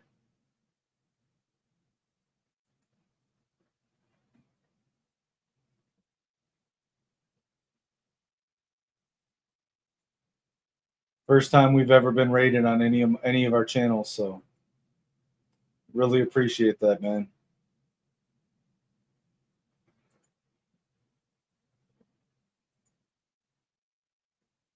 That was awesome.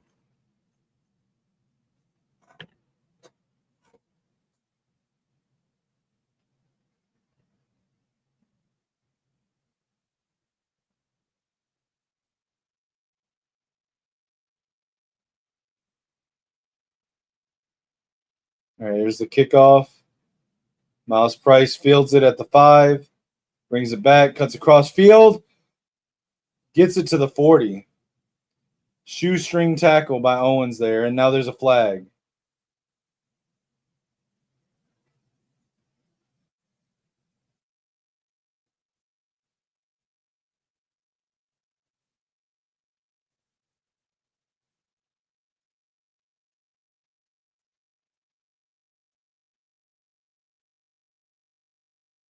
Come on, man. What is going on with these? With it's every game there's a special teams penalty on a kickoff return. This is ridiculous.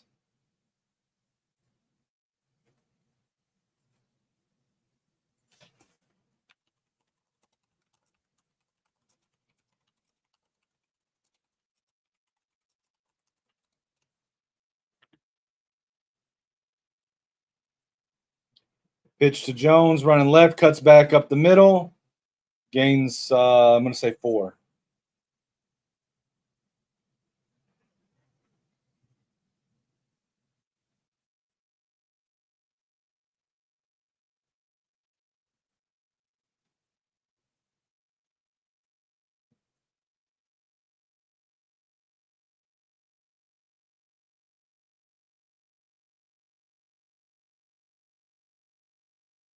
JJ under center, wing formation, 2 tight ends, 2 receivers. Hands it off to Jones up the middle. Nice run, first down.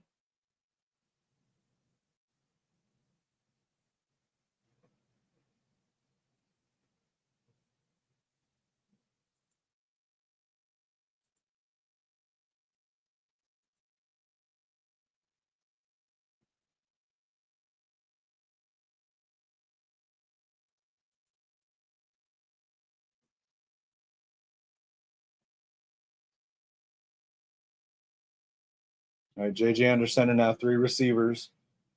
Got Naylor motioning over to the line. JJ's calling out protections. Hands it off. Jones up the middle. A good 7-yard run.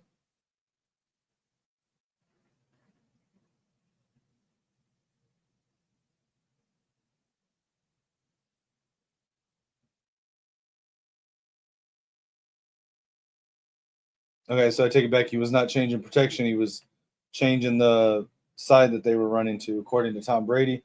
And as I said earlier, Tom Brady knows more than me. So if it comes down to Tom Brady saying I was wrong on something, believe Tom Brady.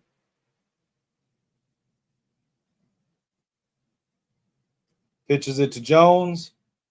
Gets around the edge. Gets 2 yards.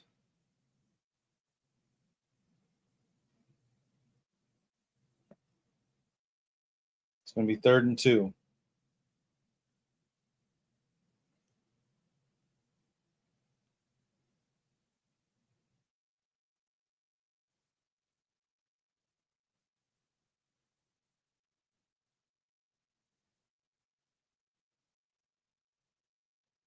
JJ in shotgun type formation.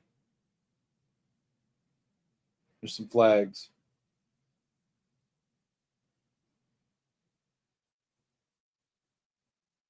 False start on Christian Darrisaw.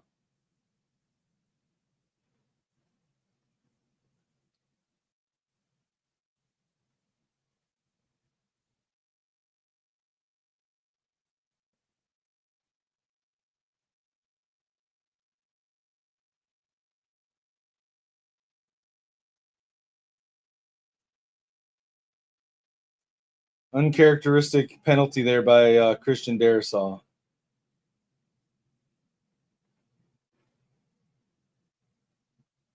JJ fires right, overthrows Justin Jefferson. Bad throw by JJ.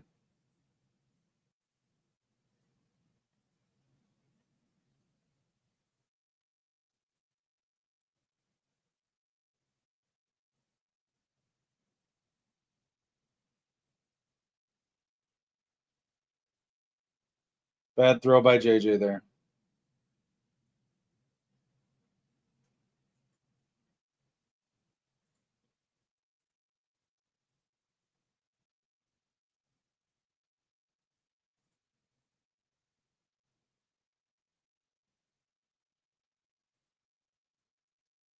Gets the punt back to the 20-yard line. Bears ball.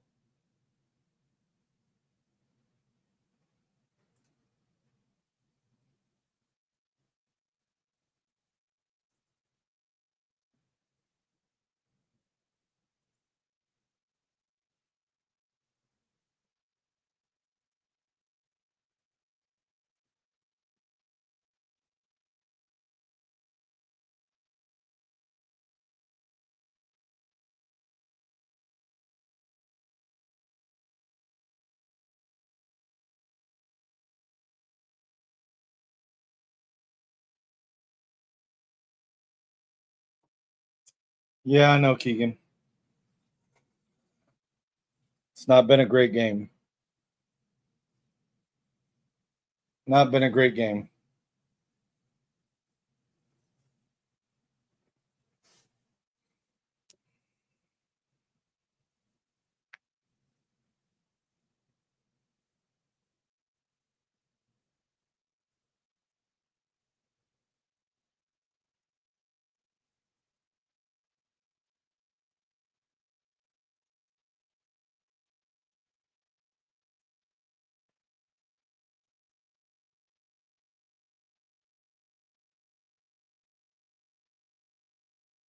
I mean, you should reword that, Lichamax.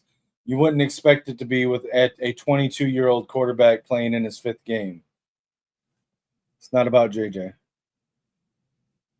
We've had at least 3 touchdown passes that were on target that were dropped by the receivers.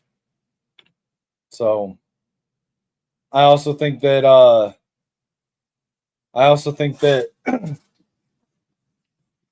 TJ Hawkinson, when JJ threw that sideline pass to him, if you watch it, TJ looks back, and right as JJ throws the ball, so he's already picked the spot where he thinks TJ is going to be based on his momentum, and TJ like pulls up and then starts again, and then surprise doesn't get to it.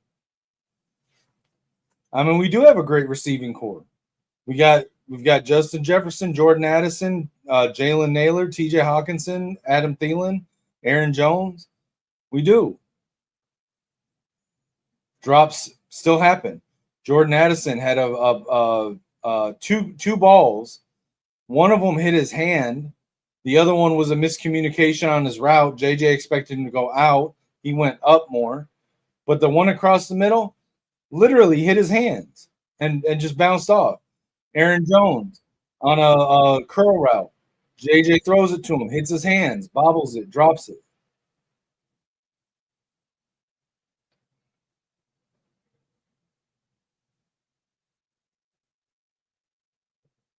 Justin Jefferson, one-on-one coverage in the end zone against Nashawn Wright. You throw that jump ball to Justin Jefferson 10 out of 10 times. I mean, it's not all on JJ. Yes, there's been bad throws. Yes, there's been overthrows, just like any 22-year-old you would expect from any 22-year-old quarterback in his 5th start. There's been some overthrows. But if we catch all the passes that he throws on target that hit the receivers in their hands, we're ahead in this game. And we just forced a fumble. That was, or is it incomplete?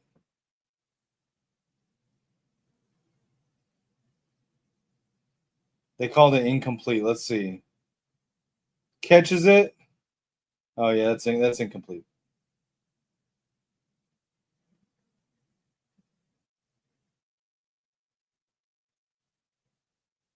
I thought that was a fumble.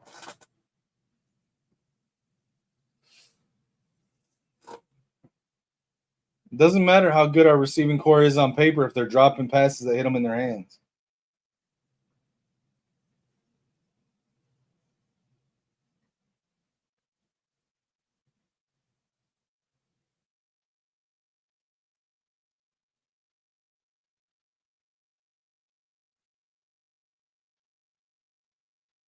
Ben Johnson is very annoyed with Caleb Williams right now.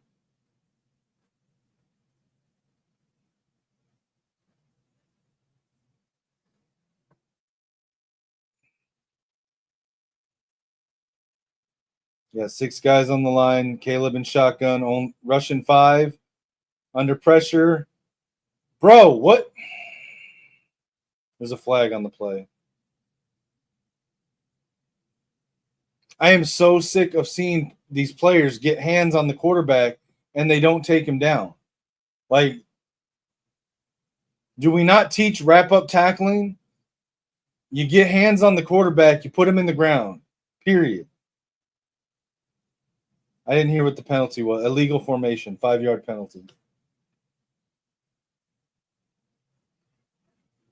Keegan, explain to me how Addison is going to recover a fumble from the Bears and and return it for a touchdown when he don't play on defense.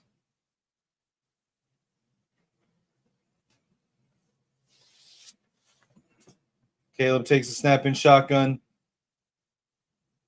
throws it to Luther Burden, gets the first down.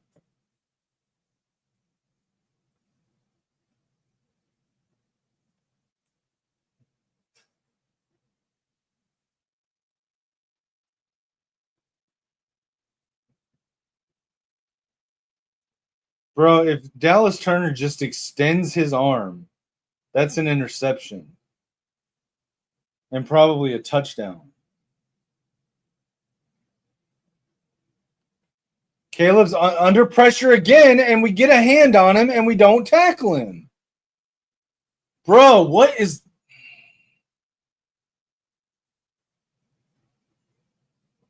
Every one of these defensive players should be doing nothing but tackle drills in practice every fucking week. This is ridiculous, dude. The number of times that we get hands on a quarterback and we don't take him down into a tackle is insane. It's absolutely ridiculous, dude. There's no excuse for that. You get hands on the quarterback, you make the tackle.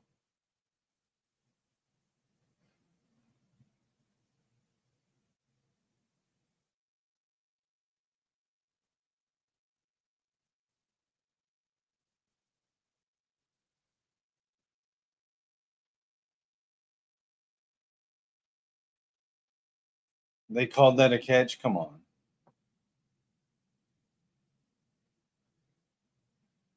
Dump off in the flat to Cole Kmet, first down.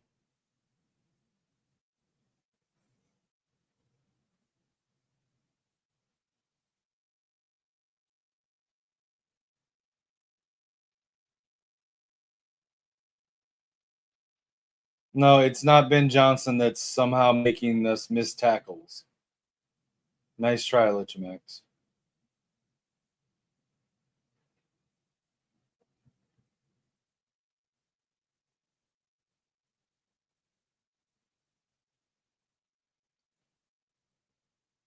All right, Caleb's under center, bunched right, one receiver left, tight formation, Kmet in motion. Pitches it to the running back, Sweat.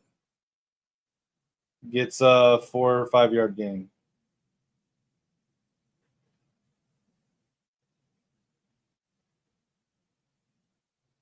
There's no excuse for letting a QB get away when you get hands on him. No excuse.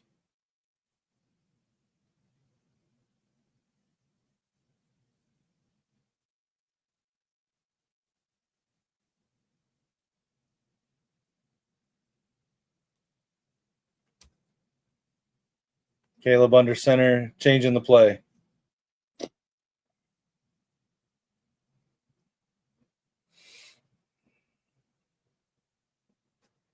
Swift with a 3-yard gain.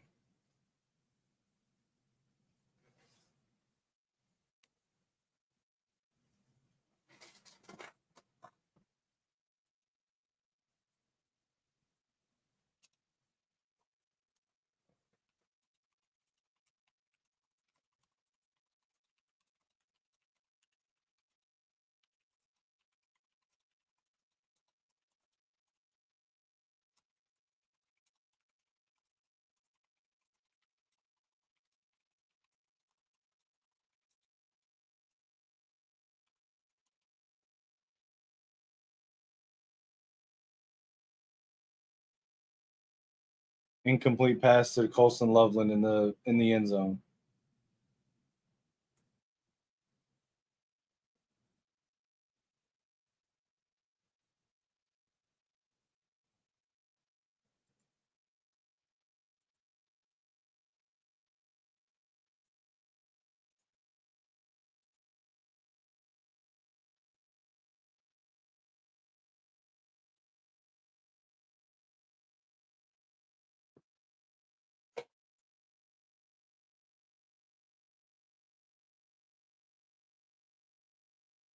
Bears hit a field goal, score 16-3.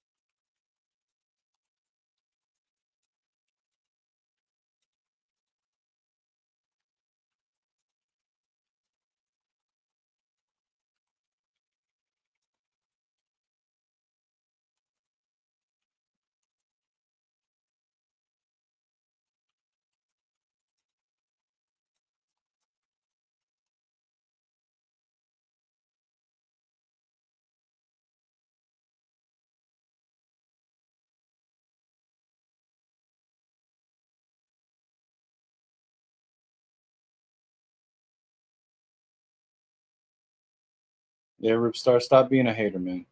Go look at Josh Allen's stats through his first 5 games.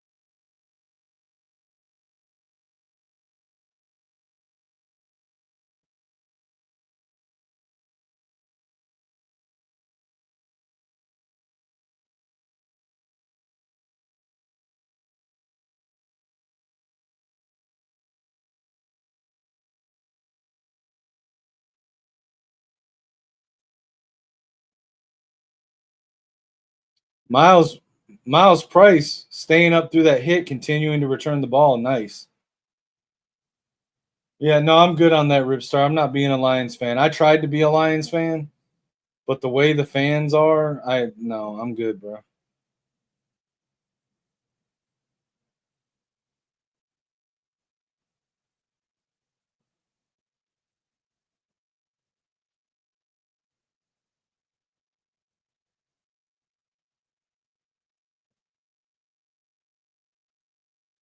That's what that. Well, there were there. I would say they're as bad as the worst portion of the Michigan fan base. It's probably because a lot of them are fall into both categories. Nice run by Jordan Mason.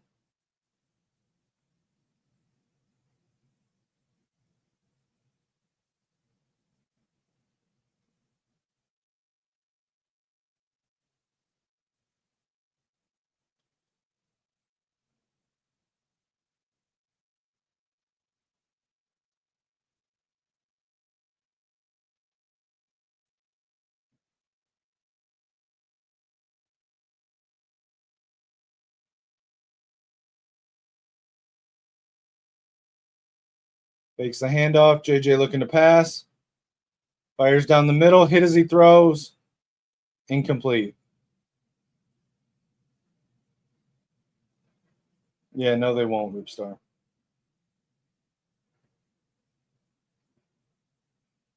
No, so here I'll give you a perfect example of why I will never be a Lions fan.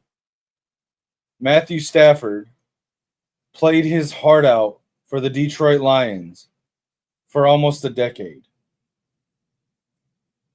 Put everything on that field. Played through injuries. Gave everything to that city. The team bails on him, trades him, gets mad because he wins the Super Bowl with the team they traded him to.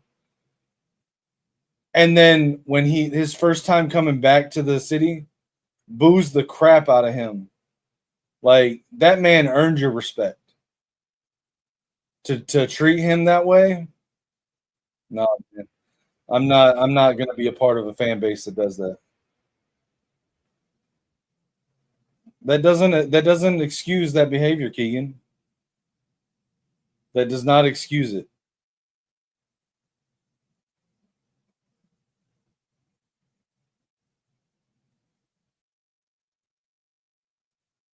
Matthew Stafford earned the right to forever get respect from the Detroit fans. You want to boo him during the game? Absolutely. If he's playing against the Lions, boo him. But outside of that 3-hour stretch of when they're on the field playing against your team, you don't boo that man for everything he gave to your city. Sorry. There's no excuse for that.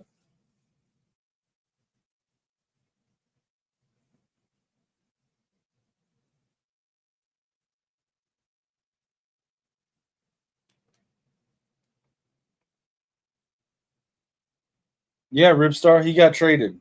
It's not like he left in free agency.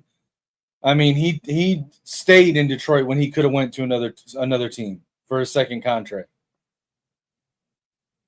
It's not his fault that the Lions couldn't build around him and Calvin fucking Johnson. There's a drop pass by Justin Jefferson.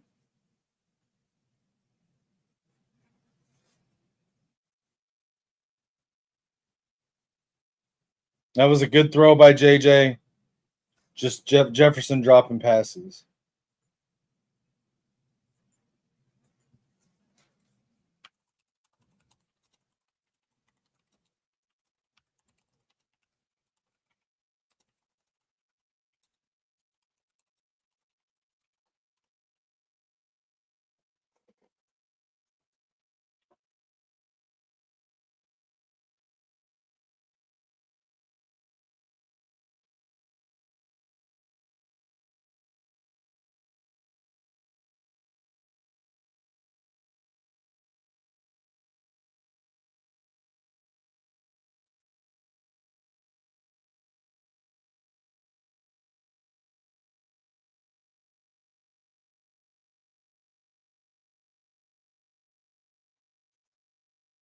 I'm not mad about them trading him, Keegan.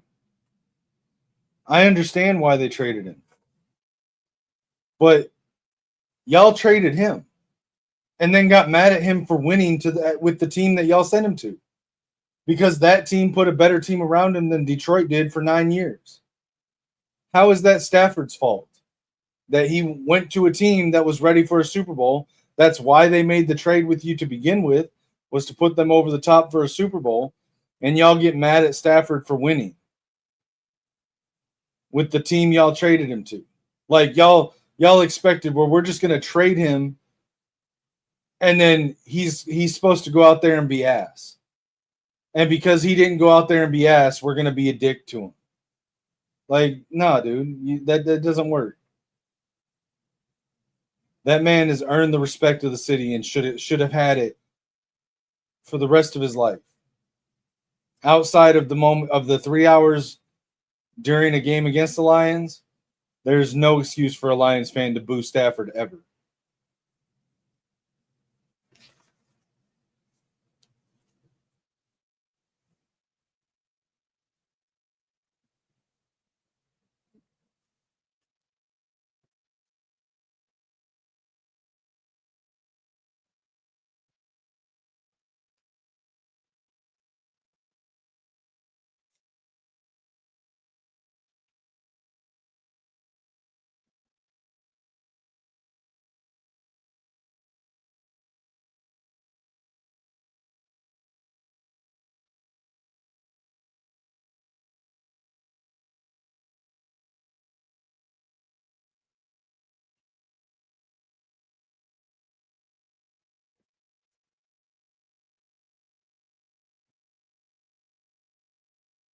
I don't think you should boo Davis Warren, but it's apples to oranges with what I'm talking about with Matt Stafford.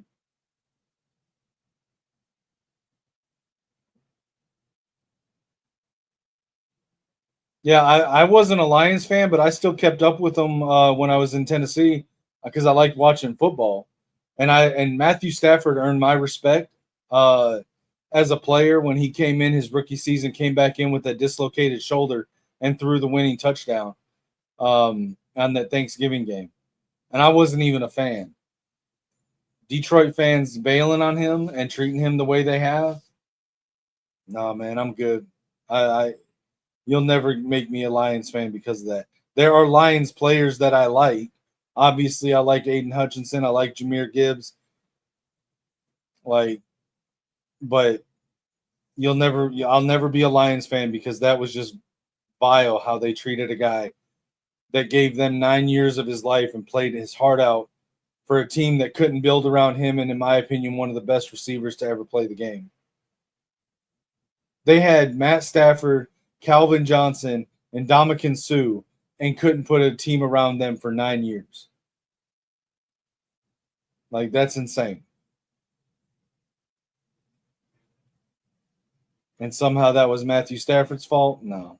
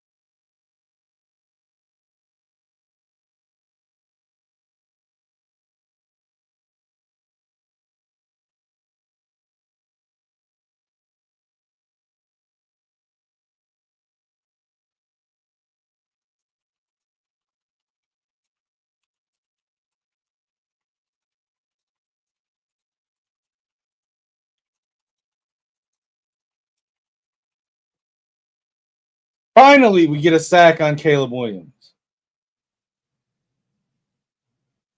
Finally. You get your hands on him, you take him down.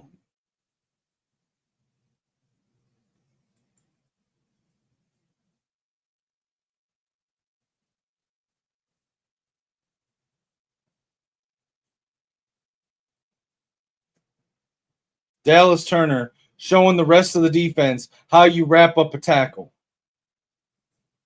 You get hands on the quarterback, you take him down.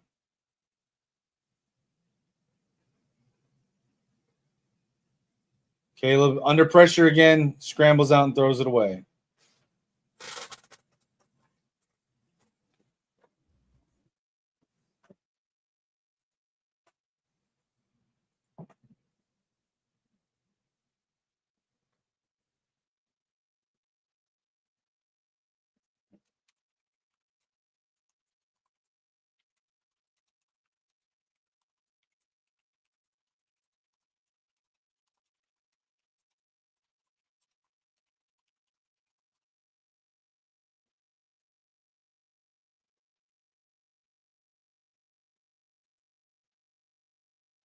Caleb dropping back under pressure again, scrambles out, and another sack by Andrew Van Ginkel.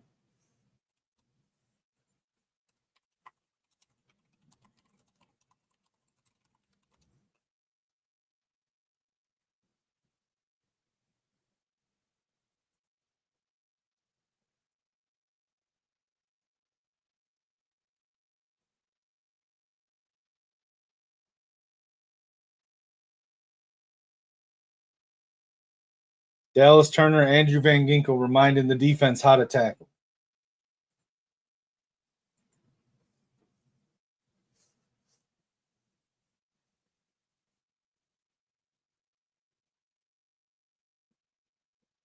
Price on the return. Cross the 50. Tackled inside the 25-yard line.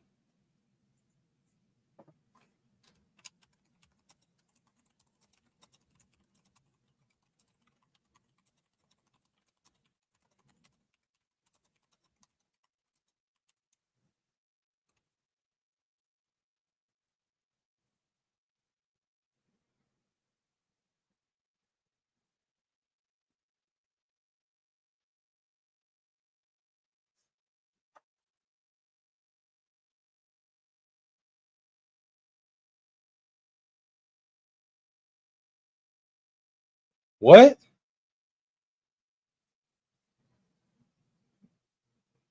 What? Listen, guys, I know this is a Vikings podcast today, and we just got a great run from Jordan Mason up the right-hand side. Not to distract from the Vikings game today, but to my Michigan people in the chat, if you haven't looked at Twitter, breaking 2026 quarterback Tommy Carr has flipped his commitment to Michigan per Hayes Fawcett for Rivals. The 6'4", 195 quarterback is the younger brother of Notre Dame quarterback C.J. Carr and grandson of former Michigan head coach Lloyd Carr. Quote, those who stay will be champions. And we just got a touchdown run by Jordan Mason. Touchdown Vikings. Breaking news for my Michigan fans. 2026 quarterback Tommy Carr, grandson of head coach Lloyd Carr, younger brother of Notre Dame quarterback C.J. Carr, has just flipped his commitment to Michigan. And for the Vikings fans, we just got a touchdown. Great blocking by Justin Jefferson on the Jordan Mason touchdown run. The score is now 16-10 following this kick, which is good.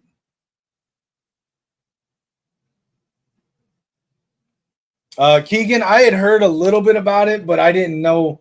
All I heard were whispers. It wasn't. I didn't hear anything beyond the whispers.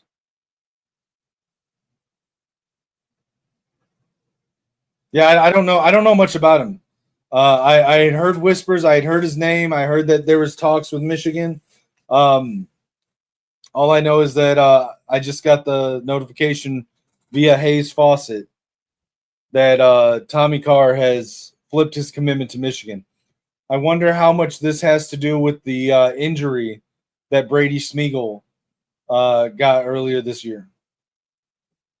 I'm willing to bet that the talks with Tommy Carr ramped up after Smeagol got injured in his high school season this year. And I don't know what that means for if Smeagol's going to maintain his commitment to Michigan.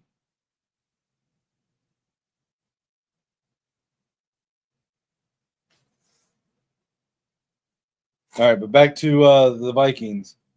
I didn't mean to distract from the first touchdown that the Vikings got in the game. Touchdown run by Jordan Mason following the great kick return by Miles Price.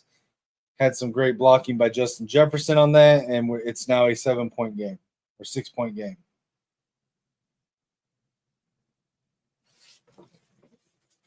I don't remember what Smeagol's injury was off the top of my head. I want to say it was an ACL, but I don't remember for sure. Ripstar. I'll try to find it. We're on commercial for the game.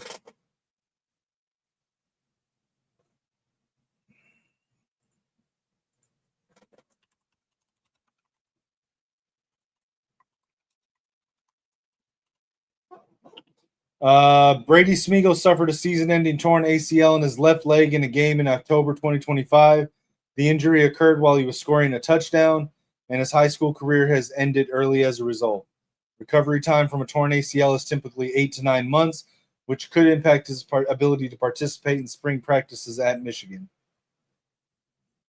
That's according to a Google AI overview of a quick Google search.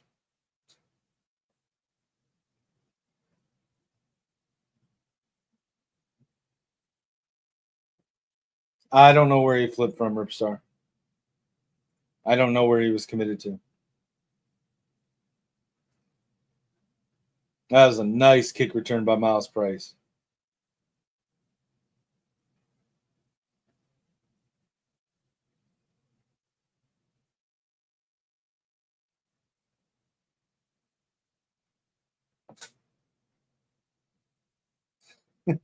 Keegan, why are you hating on Jordan Addison?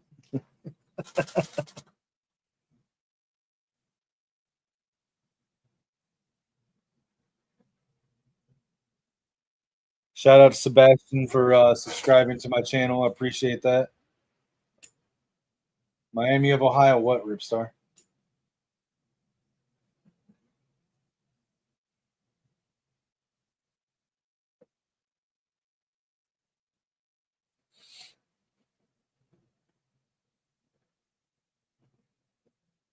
Oh, yeah, Daquan Finn, Miami of Ohio. Yeah, I was telling Keegan about that. Just like quits on his team. That's crazy. Oh, Tommy Carr was committed to Miami, Ohio? Yeah, I don't know.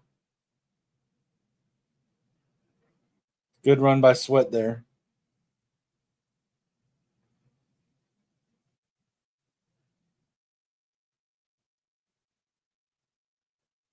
What do you mean, Keegan? How many cars rating 89? The 3-star? I don't know what you mean, bro.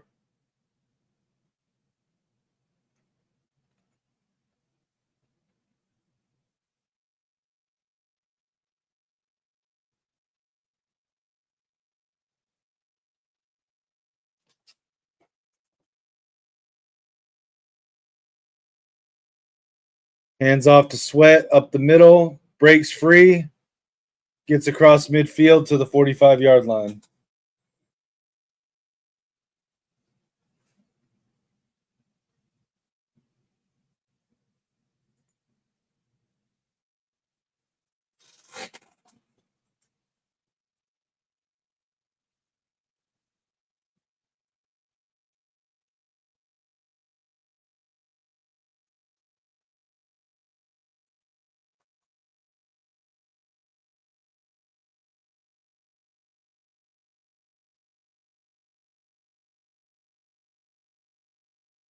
Met in motion.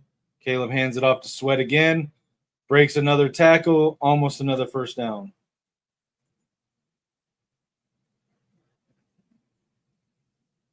Yeah, every single defensive player needs to be in nothing but tackle drills for the next 3 weeks. This is insane.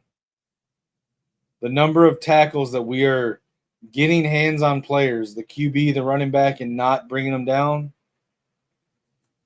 it's insane.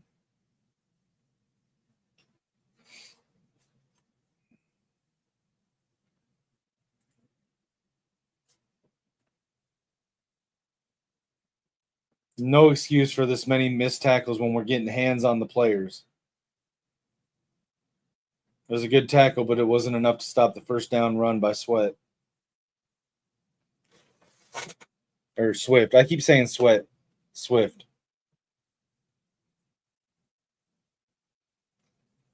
Is that true, Keegan?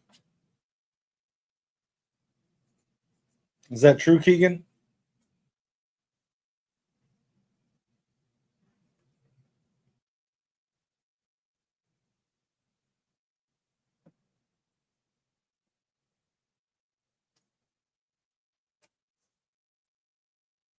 Play action. Caleb throws over the middle and incomplete, almost intercepted off the tip.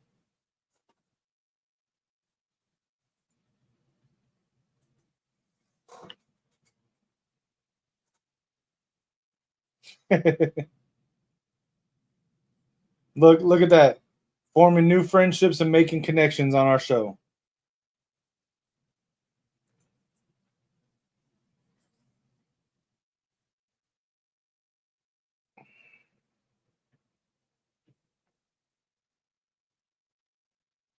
Swift with another run up the left side, another broken tackle. B-Flow needs to get in every defensive player's ass this fucking week. Pause. And, like, get them on tackling drills every fucking day. Like, all day in practice. That's what you're doing. Tackle drills. Like, wrap up a fucking tackle, guys.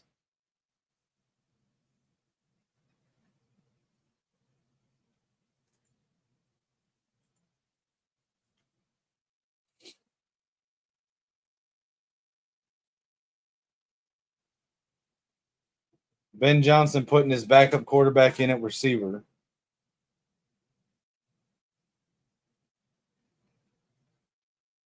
Hands it off to Swift. Tackled at the line. It'll be 4th down.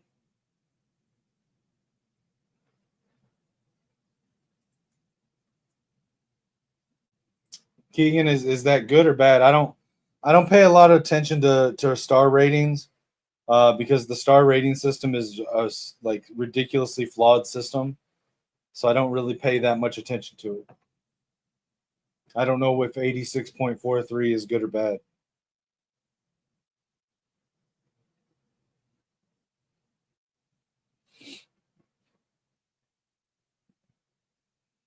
And kick is no good. The Bears' field goal kick to make it a 9-point game is no good. Yeah, but that's not a fair comparison, Ripstar. Alex Orji was an athlete, not a quarterback. He was an athlete that played quarterback in high school. Tommy Carr, as far as I know, is a true quarterback.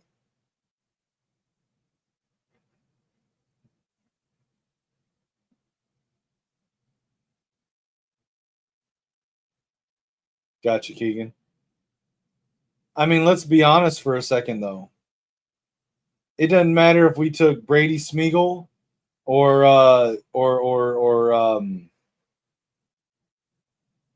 the Rios kid, or if we took Brady Hart this year.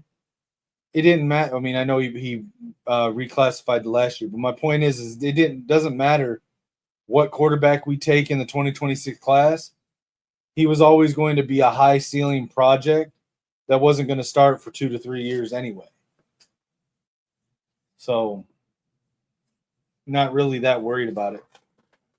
But it is kind of cool, even if it's a legacy take.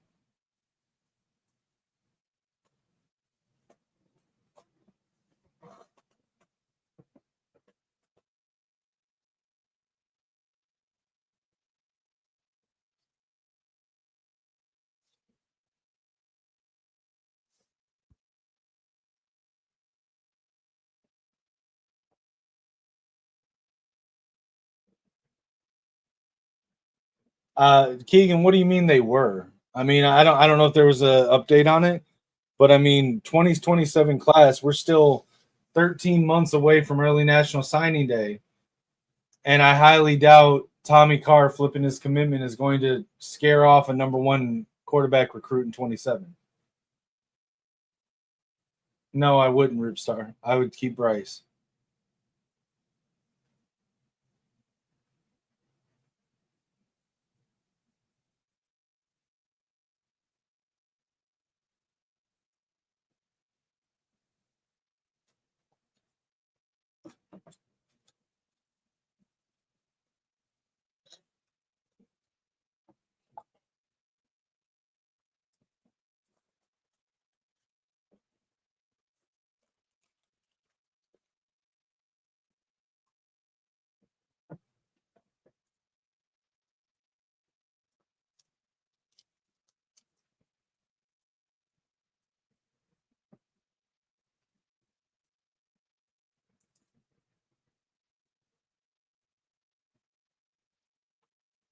JJ under center, tight formation, bunch right. Addison in motion, pitches it to Jones. Jones cuts back up the middle, gain of 2.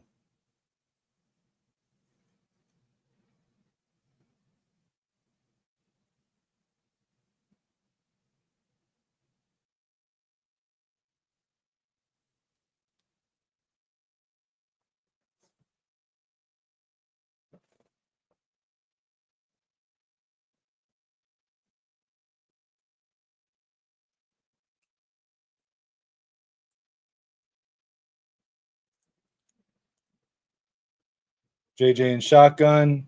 Fires left. Addison, and he drops it.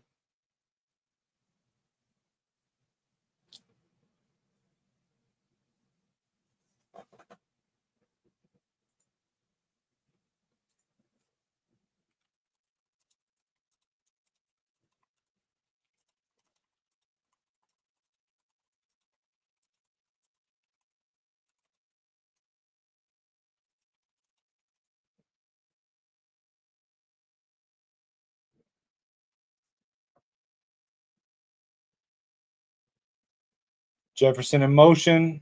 3rd and 7. JJ looking to throw. Bears blitzing. Incomplete pass to TJ Hawkinson.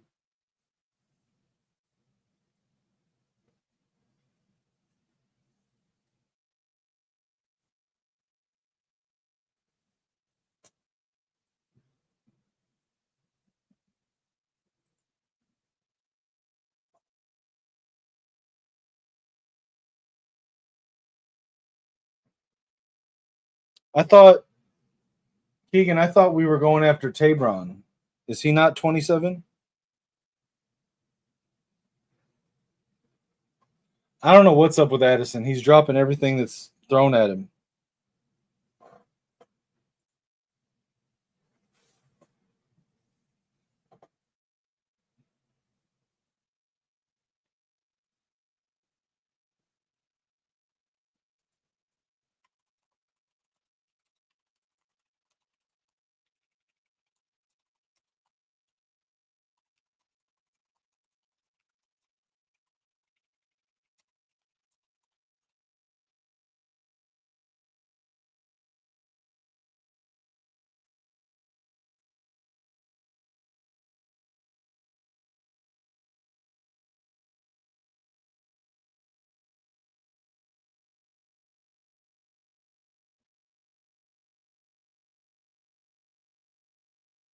Pitch to Monungai, tackled in the backfield.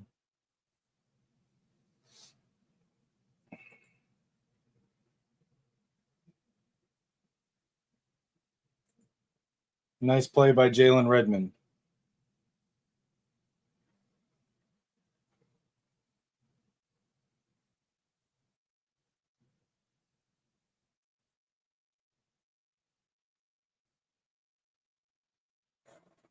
Yeah, I highly doubt a commitment flip of Tommy Carr is going to discourage Tabron from Michigan.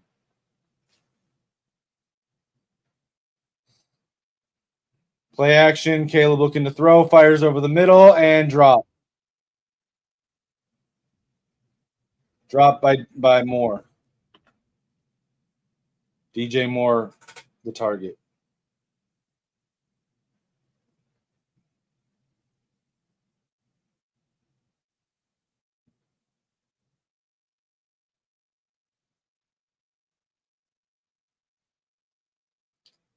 Not sure, Ripstar. The plan was originally for him to come back on the Northwestern game, but they did not clear him to play for that game.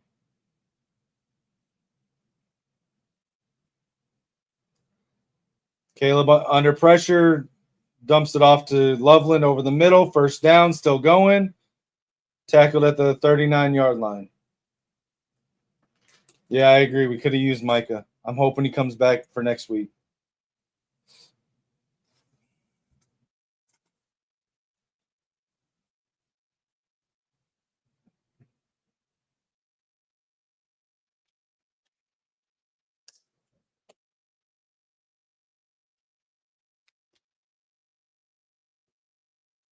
Loveland's having a decent game.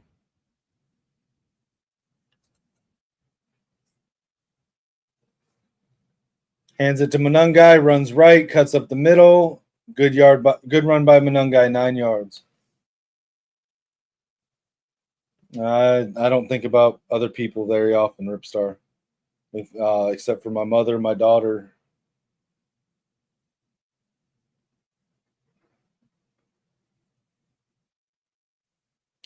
Yeah, Keegan, I know at one point we were talking with Elijah Haven, but I mean, yeah, it was summertime where it started to flip to like Florida and LSU were like the main two in talks. Although with the coaching firings at those two schools, maybe he's back in play. I don't know.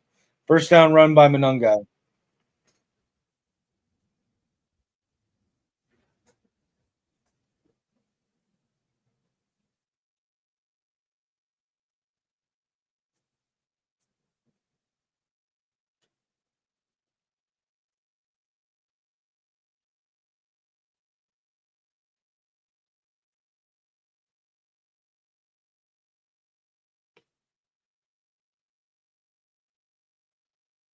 Caleb under center now, single back. Komet in motion. It's going to be a run to the right, maybe. Yep, pitch to Monungai to the right. There's a penalty flag in.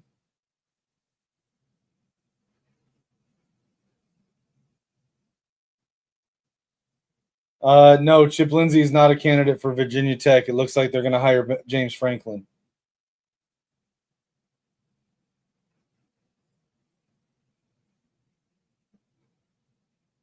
Yeah, I don't know who's ranked as the number one quarterback, Keegan, but as far as I know, we were going after Tabron. He was the big name on our board.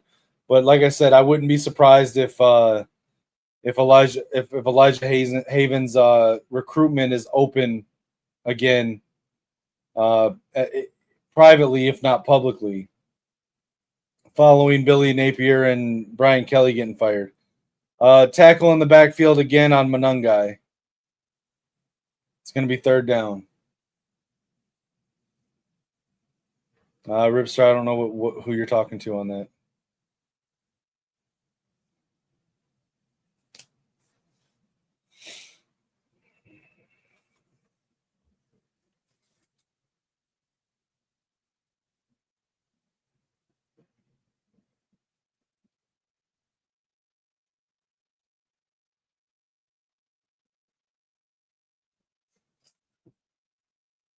Fakes the handoff, play action. Caleb's got time.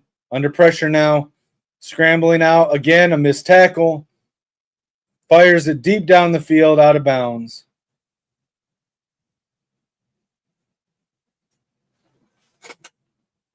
Yeah, I'm not Filipino, bro. What is going on with that?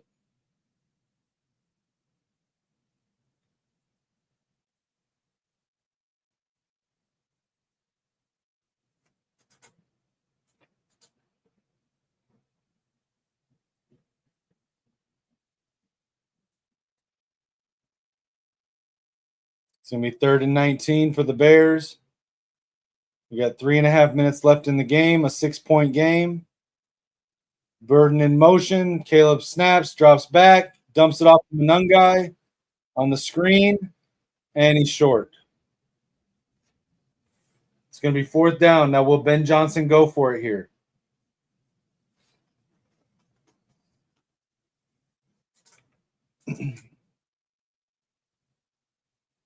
Minnesota takes a timeout.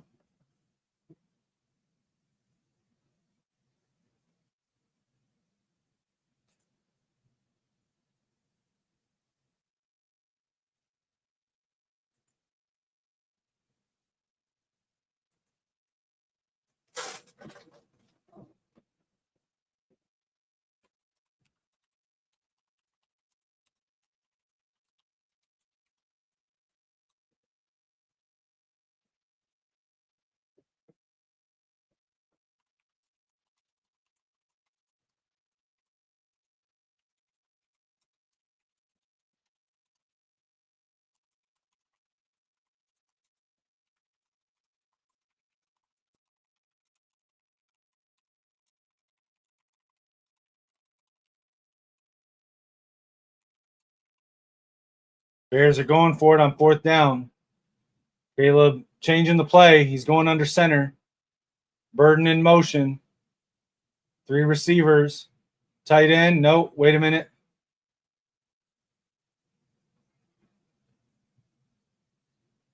There's a flag.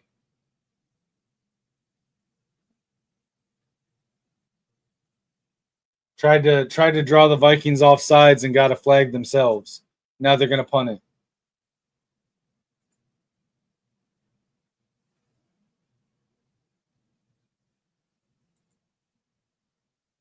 The backgrounds is pretty easy. Ripstar, it's simply a program on the computer. It's NVIDIA broadcast.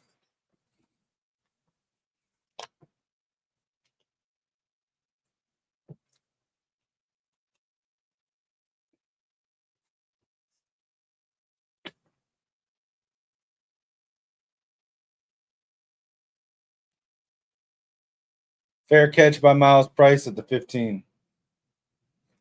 I'm not. I can't take credit for it, Ripstar. I literally just find graphics that I like off of wherever on the internet, and I just resize them and then load them into NVIDIA broadcast. I have not made any of them.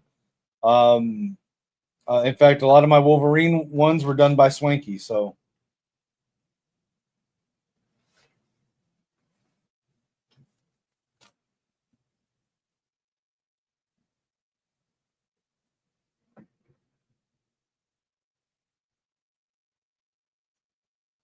come on, man. You're a Michigan fan. You know who Swanky is.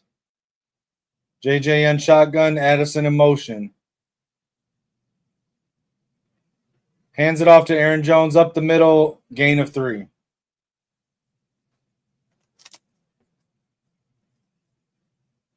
You're on X, right? Ripstar? Or on Facebook?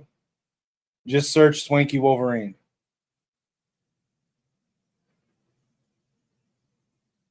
JJ throws. TJ Hawkinson, first down.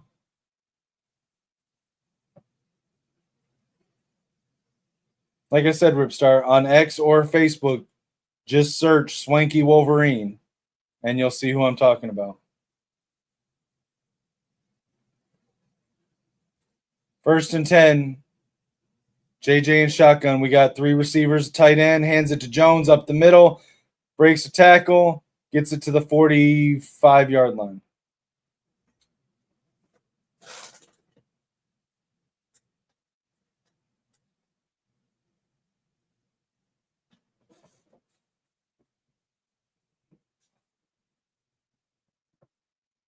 JJ and shotgun. Quick pass and dropped by TJ Hawkinson.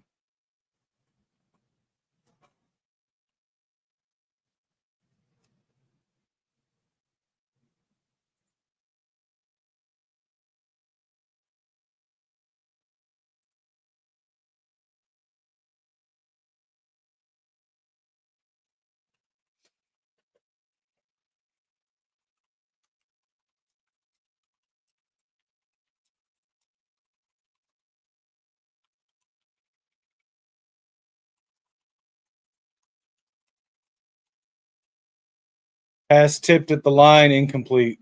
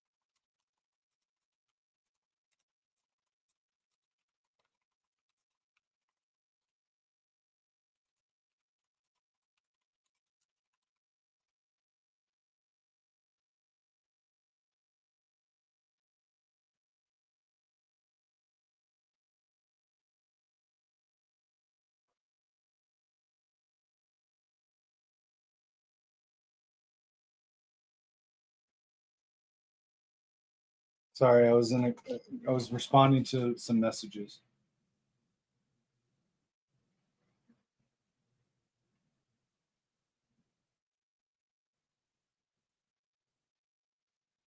Hey, Keegan, keep the faith, man. I like that.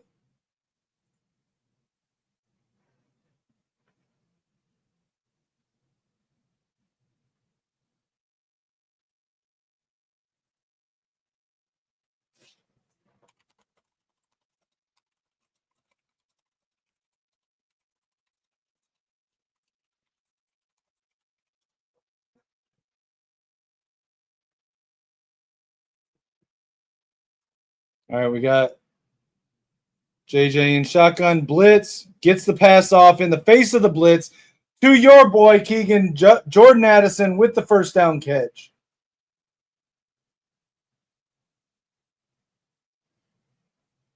JJ getting blitzed, defenders in his face, gets the laser off to Jordan Addison, first down.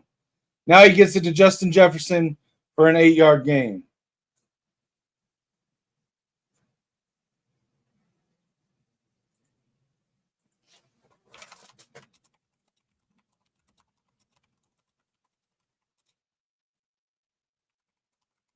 Hawkinson with a catch now, first down.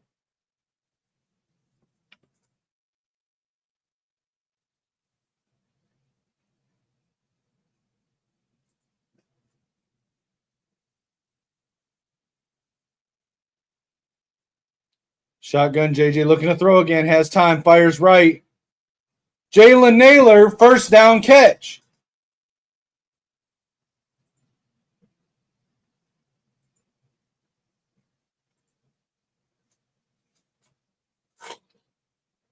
JJ McCarthy, 4 great throws in a row to 4 different receivers. Jordan Addison, Justin Jefferson, TJ Hawkinson, Jalen Naylor.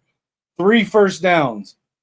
This is JJ McCarthy in the fourth quarter in the clutch moments.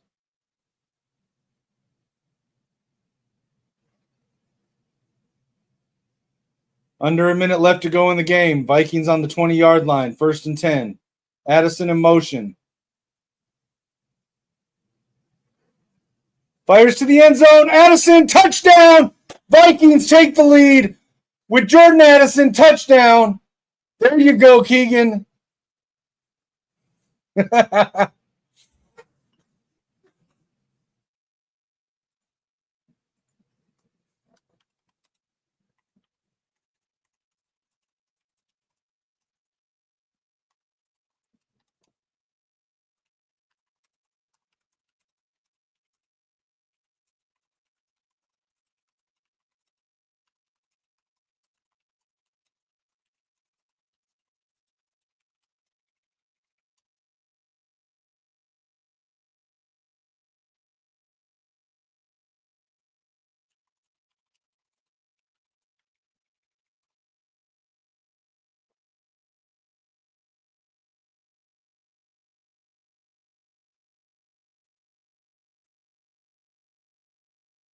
Yeah, you called it, Keegan. You called it.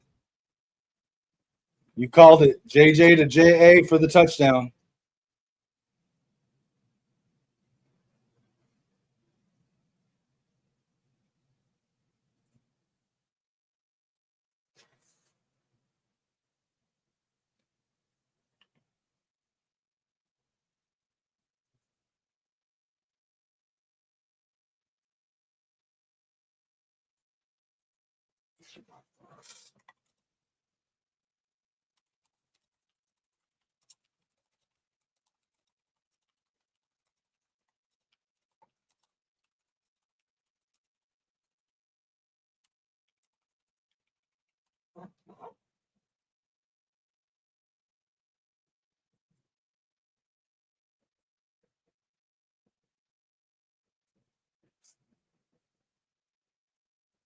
$50 seconds left, and we're giving the Bears the ball back.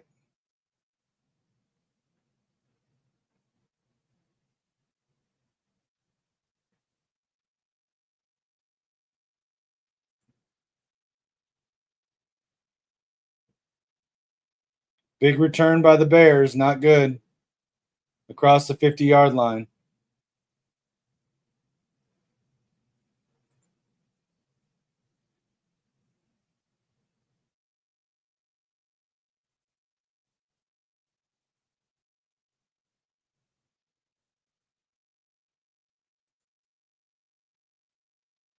Right now it's 17-16 with less than 50 seconds left, and the Bears just returned the ball across midfield.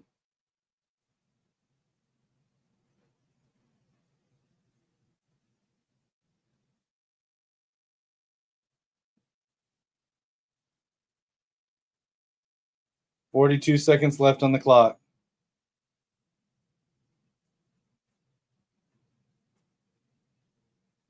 Hands it off to Swift. Gets 4 yards. 3 yards. I don't know because technically, yes, they are, but their kicker missed a field goal from about this distance earlier, so I don't know. But they could.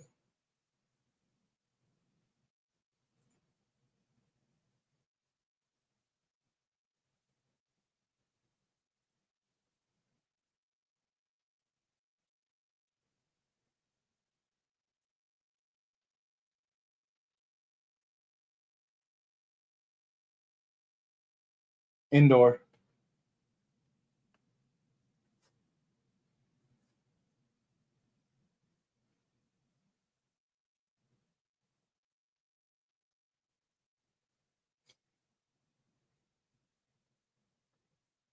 All right, Caleb's under center, I formation. Loveland in motion. Hands it off. Swift tackled in the backfield. Loss of 2. Tyreen Ingram Dawkins, the rookie, with the tackle.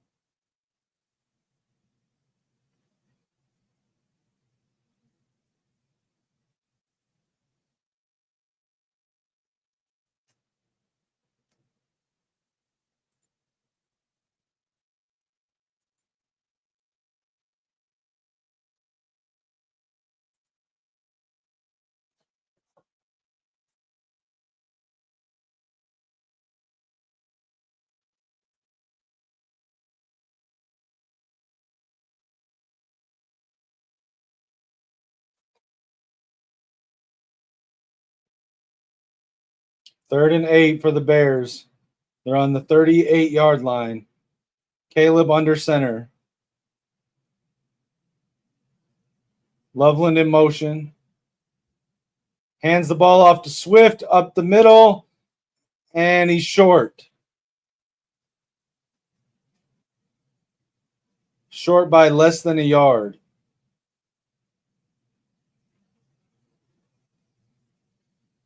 It's going to be on their kicker.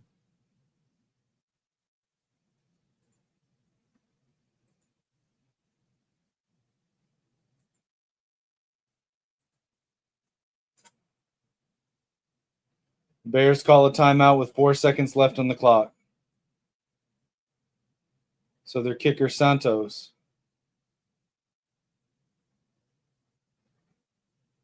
So he's made a 54-yarder this year, missed from 45 earlier in the game.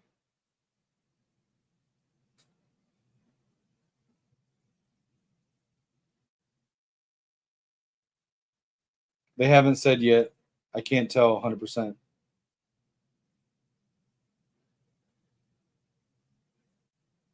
That'll be like a 30, 40, be a 40-something yarder.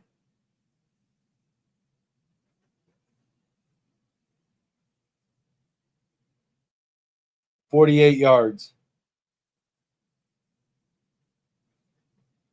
Kick is up, and it's good. Bears win. Bears win with a walk-off field goal kick.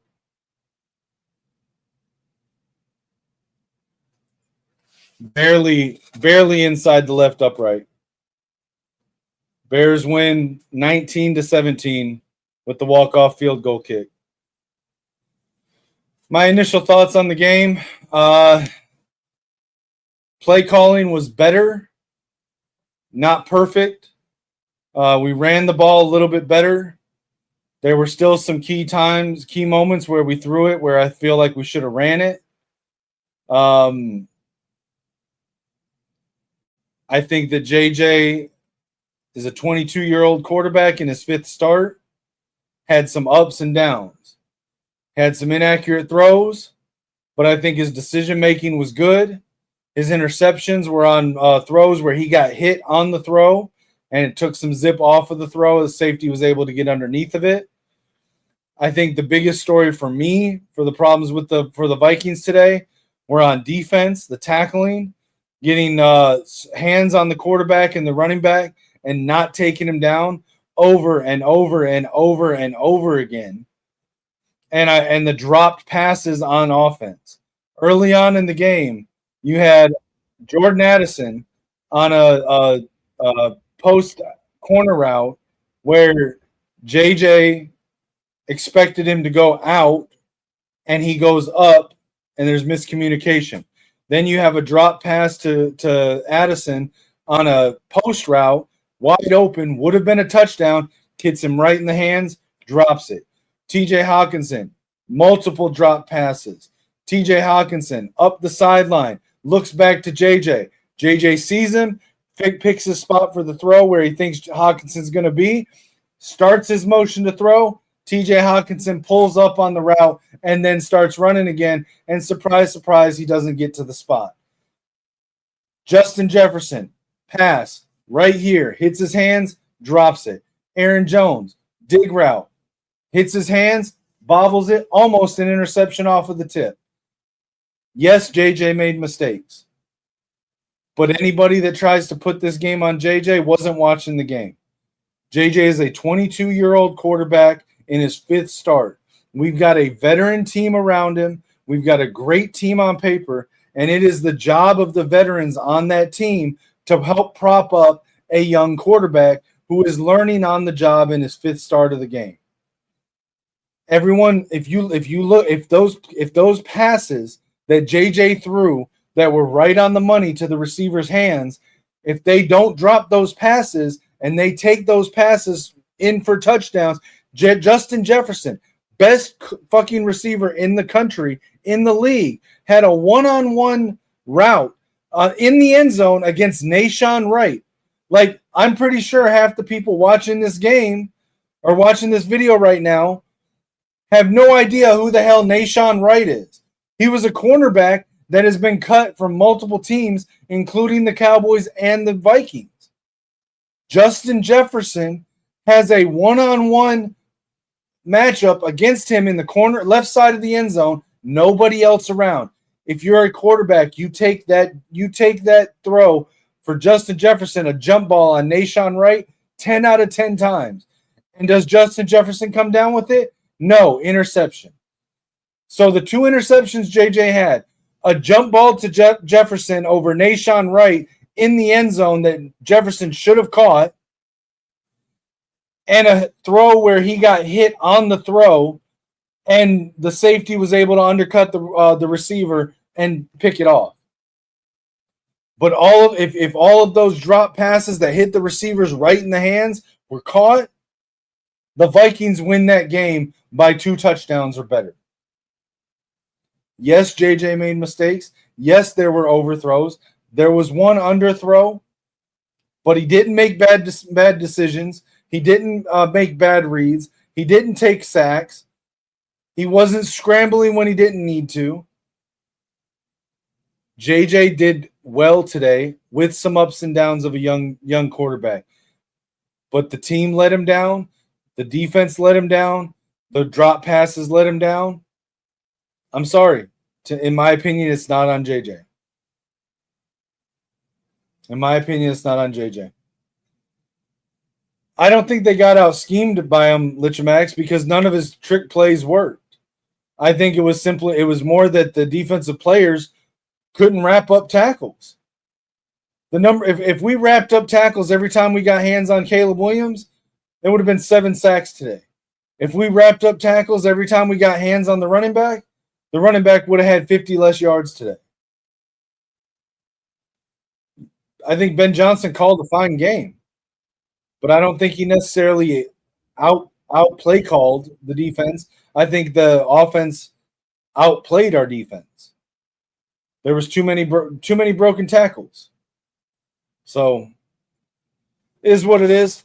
Anyways, I had fun here. A shout out to Ripstar Keegan. to Lichamax, everyone that was in the chat. Shout out to Tom Grossi, sending a raid our way, jumping us up to almost 200 viewers at one point. The new subscriptions that we got off of that. Again, go check out Tom Grossi on YouTube. Show him some love as well. We are live on today on Kinetik 615 and the Gamer Sideline. Make sure to like, share, and subscribe. And then if you get a chance, check out the GoFundMe link in the bio for the in the bio for my YouTube channel and on X.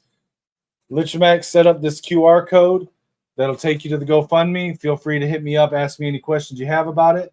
Yeah, Tom Grossi. Here, I'll show his page again. Much bigger channel than us. Chose to send a raid our way with a bunch of cool people that commented. So let's show him some love as well. This is his YouTube channel. He's got 928,000 subscribers. Go show him some love, guys. But I'll be back next week for the watch-alongs with the Vikings and the Wolverines. Be on. We'll have a show Friday night with Lichamax for the Gamer Sideline. Saturday morning for the AM Scramble with Lucian and Alibaba and Mike. Until next time, guys, as always, it's Go Blue and SKOL Vikes.